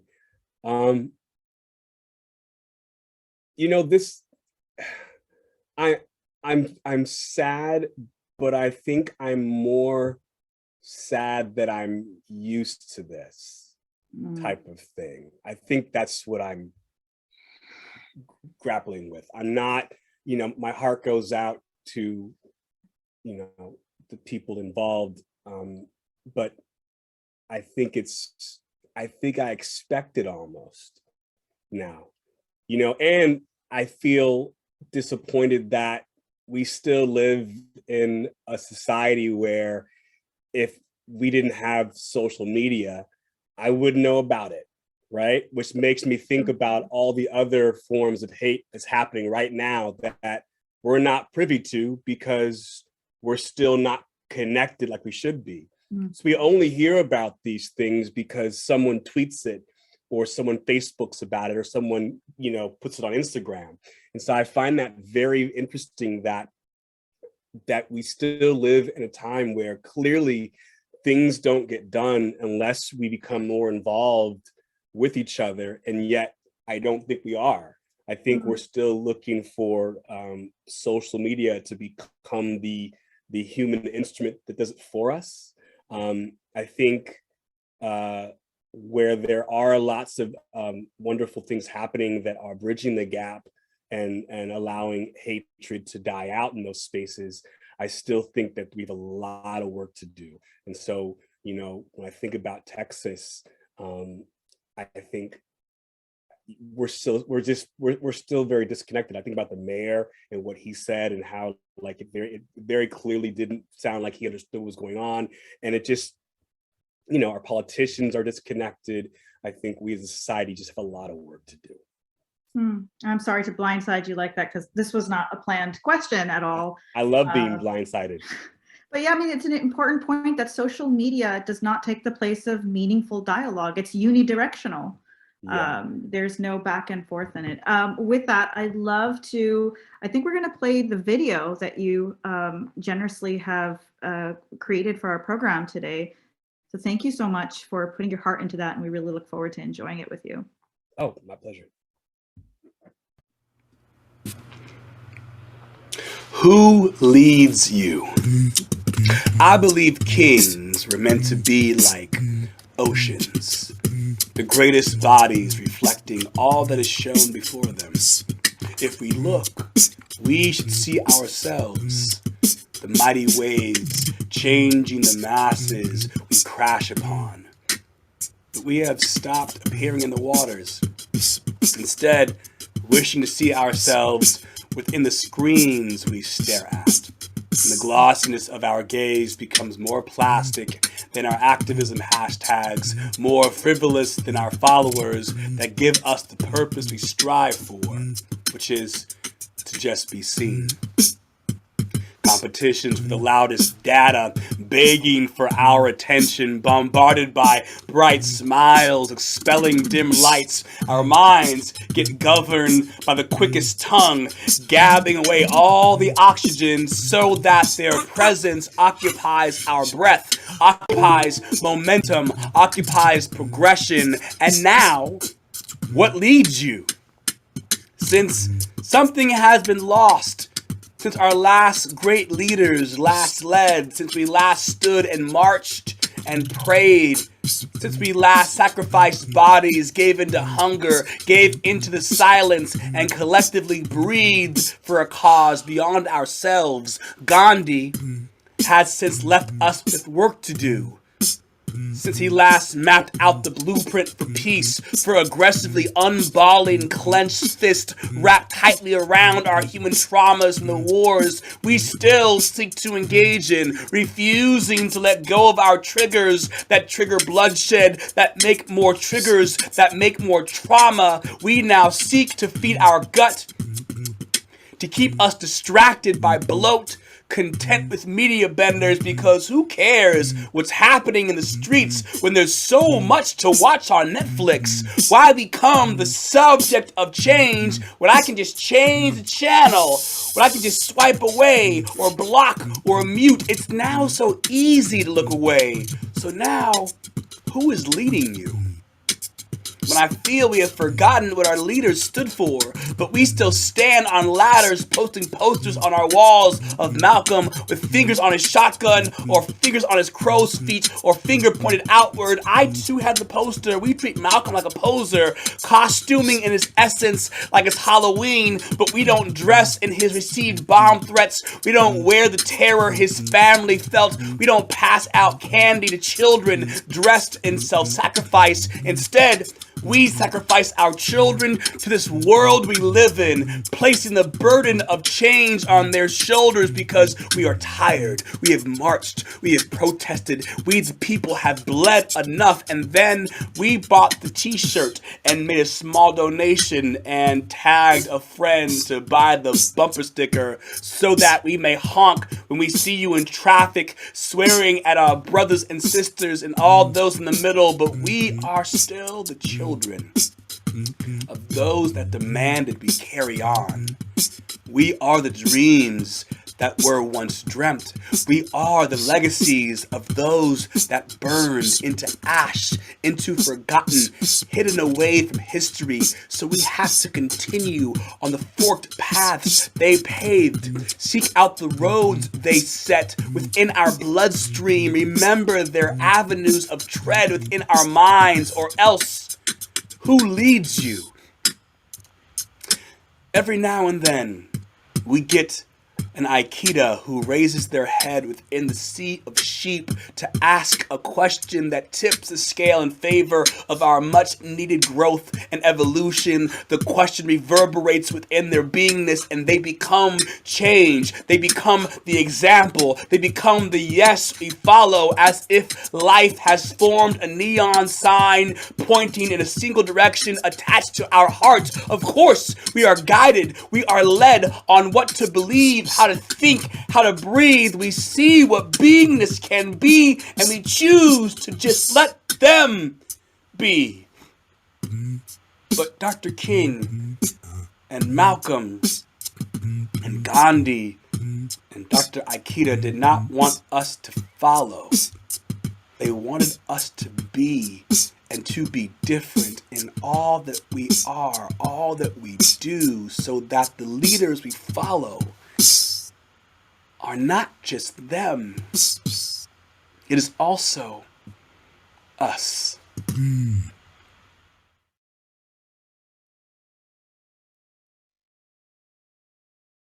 Holy smokes. Wow. Don't change the channel. That's what I'm going to be carrying today. Thank you so much, Joshua. I'm going to have to watch that like 15 times to get everything out of it.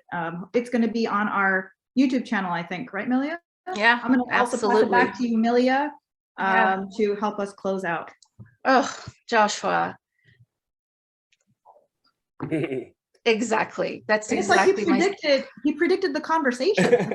It's true. You spoke truth. You spoke truth. And I apologize, my friends. I know it's 7 or 5, but please allow us just a few minutes as we conclude. But you know, when we contacted, when I called Joshua and I said, hey, we're doing this program, you know, you're amazing, your talents are amazing. Would you be interested in helping us create, you know, not helping us create, you did it, you know, but producing something that kind of encapsulates all of this. And, you know, and I have to say, Joshua, your talents are clear, but you are an award-winning artist and everything that comes with it. And I tell you what, Joshua said, you got it. I'm in. No matter what, I'm in. And I think that's a testament to who you are, Joshua. And I thank you from the bottom of my heart for that. Wow. We are the dreams of those who once dreamt. Oh, I don't know how else to better say it. Thank you so much, Joshua. Thank you. And please allow me just to share some notes of gratitude to everyone. Sorry, you said, you know, I'm going to have to listen to it 15 times. I think this might be my 15th time. And every time I listen to it, there's things that touch me, and I thank you. Who is leading you? Who is leading you? My goodness. Friends, thank you. Thank you so much for being here with us today. This weekend was a tough weekend. What happened yesterday, just for those of us, and I say this, I include all of us because we're here together. You know, our goal and our commitment and our mission is to create this world in which we honor and respect one another. And when we see that something happens that goes against that, it's personal, right? It becomes personal and it hurts us. So I am so grateful for this opportunity to be here with all of you today. I thank you for being with us today, because for me, it was a part of my healing process, and I pray that it was for you as well, and especially to our Jewish brothers and sisters out there. So I want to thank, just from the bottom of my heart, on behalf of the SCIC, I want to thank all the participants in today's celebration. Now, before I share, I name those, those who wish to definitely thank by name. I want to say that we don't just want to talk about what Dr. King stood for, but we also want to support one another in doing the work that he believed in so deeply. So as such, a portion of the sponsorships and donations that we collect today, you can go online and make a donation at sdinterfaith.org. I want to say that will be a portion of our sponsorships and the donations today. We're going to donate a portion of that to California for Californians for Justice, which is a statewide youth-empowered organization fighting for racial justice. This is the youth. This is what Joshua was talking about. These are the people. We and them are the ones that are the leaders that will be carrying the work, that are carrying the work of Dr. King's legacy. So I thank you for helping us help them in their work. I want to thank all my esteemed panelists, our artist Joshua, for your insights and your reflections, to Sarah Dean for facilitating this tremendous dialogue today, to Pacific Unitarian Church, Pastor Steve Wilson, and the beautiful musicians for providing the music, to Kelly Kilsman for your amazing technical skills, to the 2022 MLK committee for your help in program development for what we were envisioning to achieve through this program, to all our sponsors for making this program possible, and of course to Cheryl Benz, who you don't often see, but she is our office administrator, and she does what she does, so we can do what we do. So thank you for your work and your commitment and everything that you do behind the scenes. But most importantly, I want to thank all of you, everyone who joined us today on Zoom, or those who are seeing this online. Dr. King was undoubtedly, he was a visionary. He was a brilliant orator and a courageous activist, but he didn't achieve change in America by himself, right? He worked within a framework of community. And that is what we are here now, right now, a community of diverse people, committed to be an example of the society that we want to live in, the society that Dr. King wanted us to live in, a society where respect and compassion, peace and civility is what defines it. We're a community where we refuse to allow horrific things like what we saw yesterday in Texas to tear us apart, knowing that our hearts will remain united because we are community.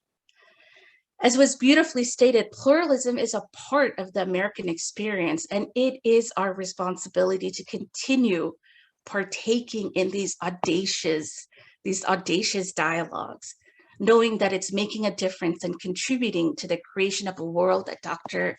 King envisioned, where one of justice and equality, and indeed audacious love, in both deed, not only just in creed, but also in deeds. So I want to conclude by something Dr. King said. He said, quote, "If you can't fly, then run. If you can't run, then walk. If you can't walk, then crawl. But whatever you do, you have to keep moving forward." And that is what we must do as well. So I thank you from the bottom of my heart on behalf of SCIC for being here today. And I look forward to us continuing this conversation throughout this year and meeting again next year when we do our 31st annual Dr. Martin Luther King Interfaith Intercultural celebration. So have a good night. For those of you who wish to stay, who have the time perhaps and want to discuss a bit about today's programs, we welcome you to stay longer, definitely. But we understand if you have other commitments. We apologize for being a few minutes over our time, but we hope that this program was as enriching for you as it was for us. So have a great good night, and thank you all. And those who wish to stay, please, we encourage you to do so. Sarah, I see you have your hand raised. I always dragging out our programs. I'm so sorry. And I feel bad for Joshua because he's like spotlit here, so he's like being so sweet and I mean, Hey, Joshua. whatever you need from me. I just wanted to, I did not know about this. Harold Sutherland, one of our longtime board members, put in the chat, I did not even know about this, that a woman, an Asian American woman in New York City was pushed to her death in front of a subway train. And I'm thinking two things right now. One, of course, if you're in the South Bay, please, and are able to join today, Temple Menorah will be holding an extra service of solidarity at 7 p.m. I put my email in the chat. It's not listed on their website. So if you email me and you're interested in participating, I'll make sure that you connect. Thinking about the woman yesterday, thinking about what happened, in Texas, I'm going to ask everyone to do one thing this week.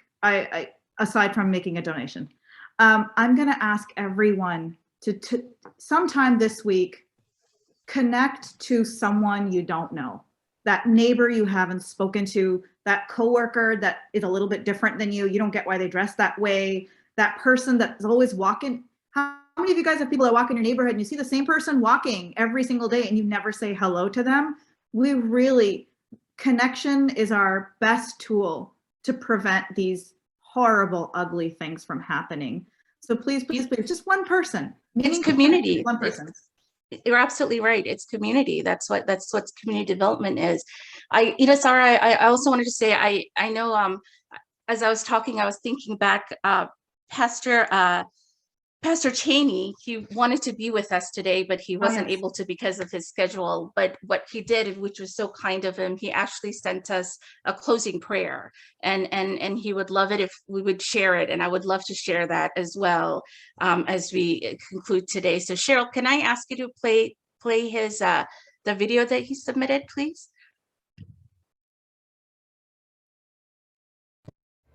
Family, it's been so good being with you, even if it is virtually. And what a better way to close this night out than to share together in prayer. So Lord, we thank you, we praise you, we give you glory, honor, thanks for all that you are.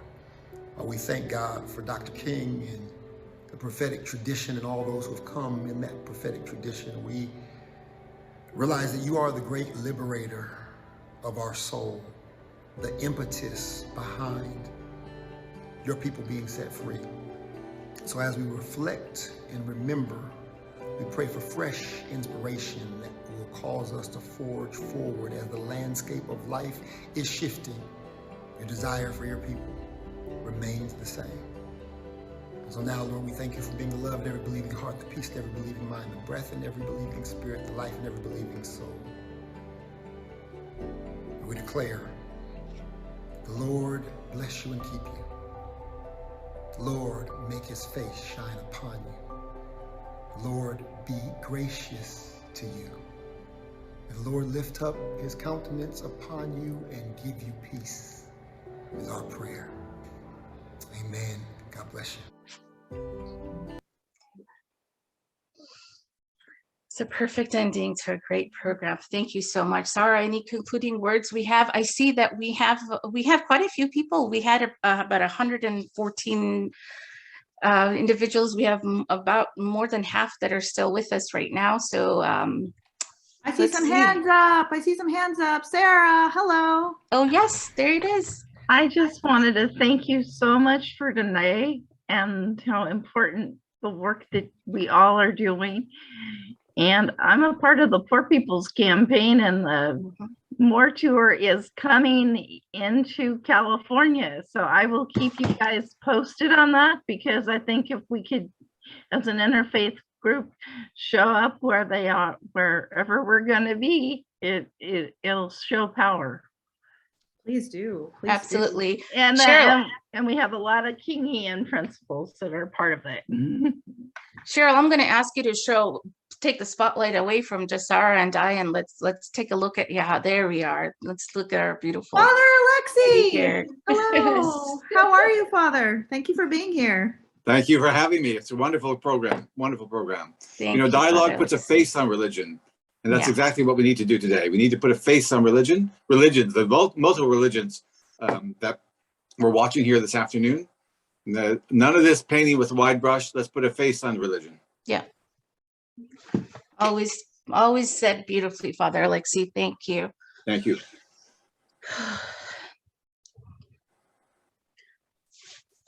All right, Sarah, I'm going to have you take the lead on this because I feel like I took up so much air. My son is a talker, so there'll be times in the car where I'm like, Musa, you have taken all the oxygen in the car. Let somebody else talk. But I see a lot of familiar faces, which is just such a gift. How about the questions that we thought we might ask? If there was something surprising in the presentation that you hadn't expected, or something that you really want to take away today at the end of all this? Great question, Marietta.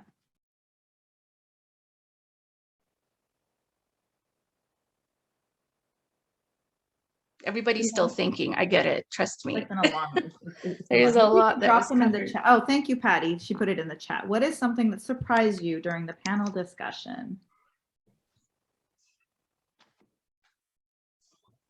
It could be as simple as Sarah talks too much.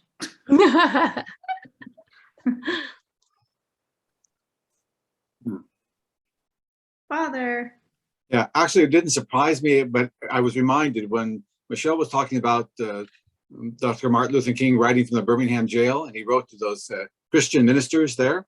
You know that they never responded, right? You know that they never responded to him. And it wasn't until many, many years later that a group of us in a group called Christian Churches Together actually wrote the first response to what Dr. King had written many, many years before that. And I think that shows that the insensitivity of our fellow Christians at that time, and that they wouldn't even respond to his statements from the Birmingham jail. Wow.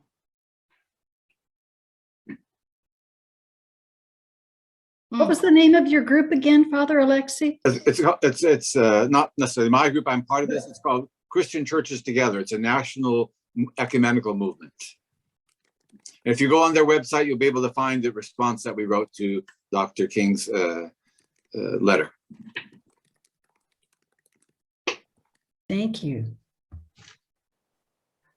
You know, and Tony, please don't feel like you have to show your face, but I see Anthony Lee here, Dr. Anthony Lee, and he's a member of the council's board, and also just a dear beloved friend and a member of the Baha'i community. And you know, we were talking about this whole, obviously interfaith and what Dr. King believed in. And it's astounding because you look at teachings of even Baha'u'llah, right?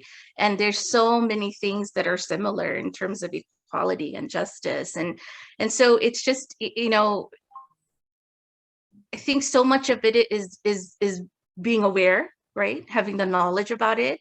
And then once we know about it, we realize, something that I always say, we are more alike than we are different, right? But it's not to negate our differences, but to recognize, yes, there are things that make us different, but good golly, there are a whole lot of more things that make us alike, starting with the fact that we're all human beings, right? We're all here on this earth, sharing this earth together. So let's honor that, and then let's celebrate the differences that we have amongst one another, right? And so to me, it's just amazing. I learned something every year through this program. And this year, having such an emphasis on different faith traditions and leaders, for me, it was, I taking away, what's my taking away? For me, I feel like I become more committed to this work, right? Because I see that the importance of it as it was practiced and as it was talked about and as it was believed for the leaders and those who I have inspired, my inspirations in the past. And so it's a great thing to have an opportunity to engage into this type of a dialogue.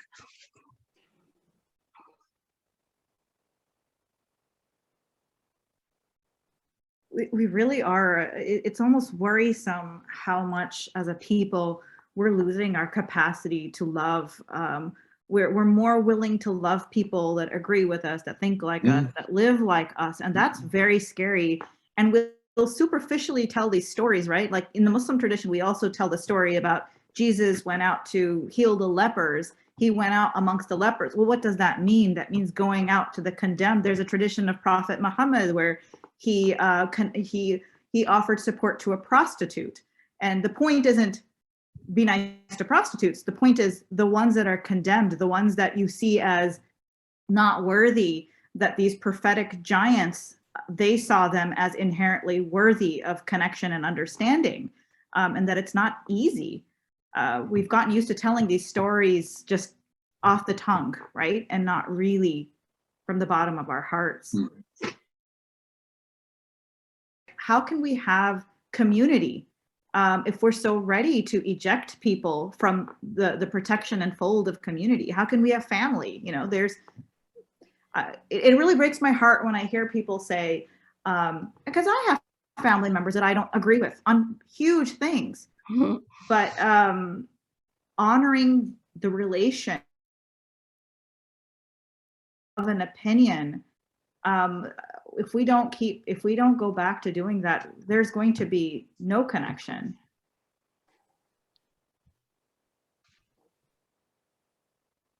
Carol, is that talking to us? Oh.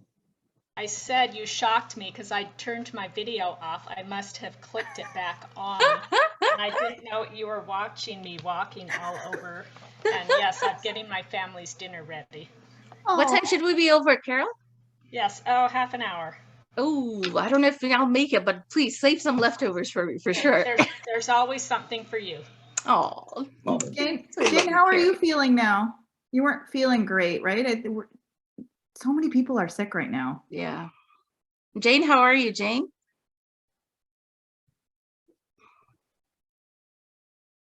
I don't know. Sorry about that. Yeah, I'm feeling much better today. Yeah, good. I had COVID.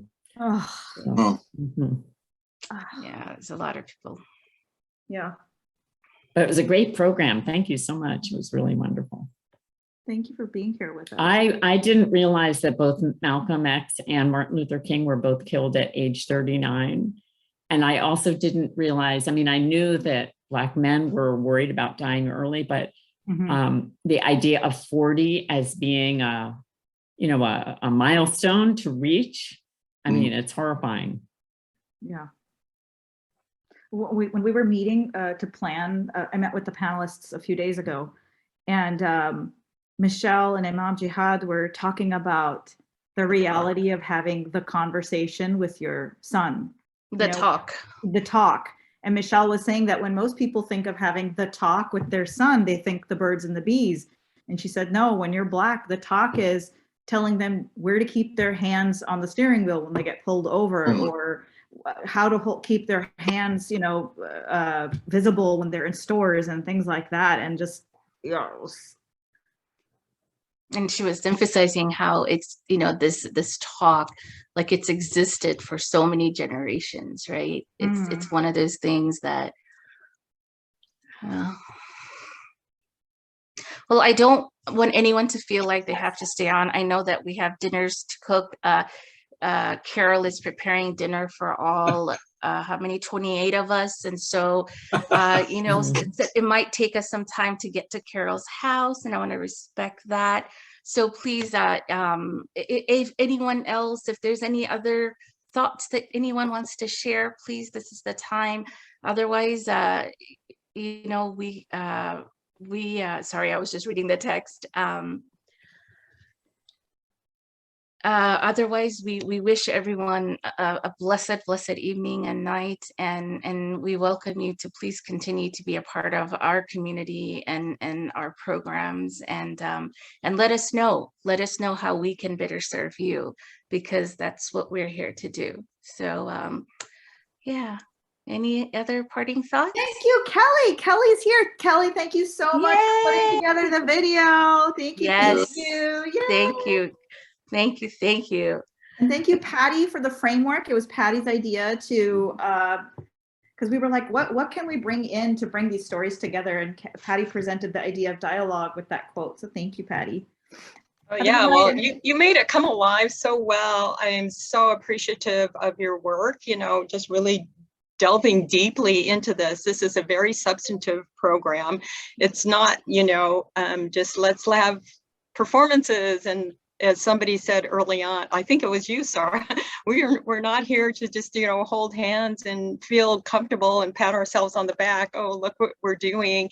We're working for world peace. We're here to, really rack our brains and figure out, what is this thing, world peace, and how can I be a part of it?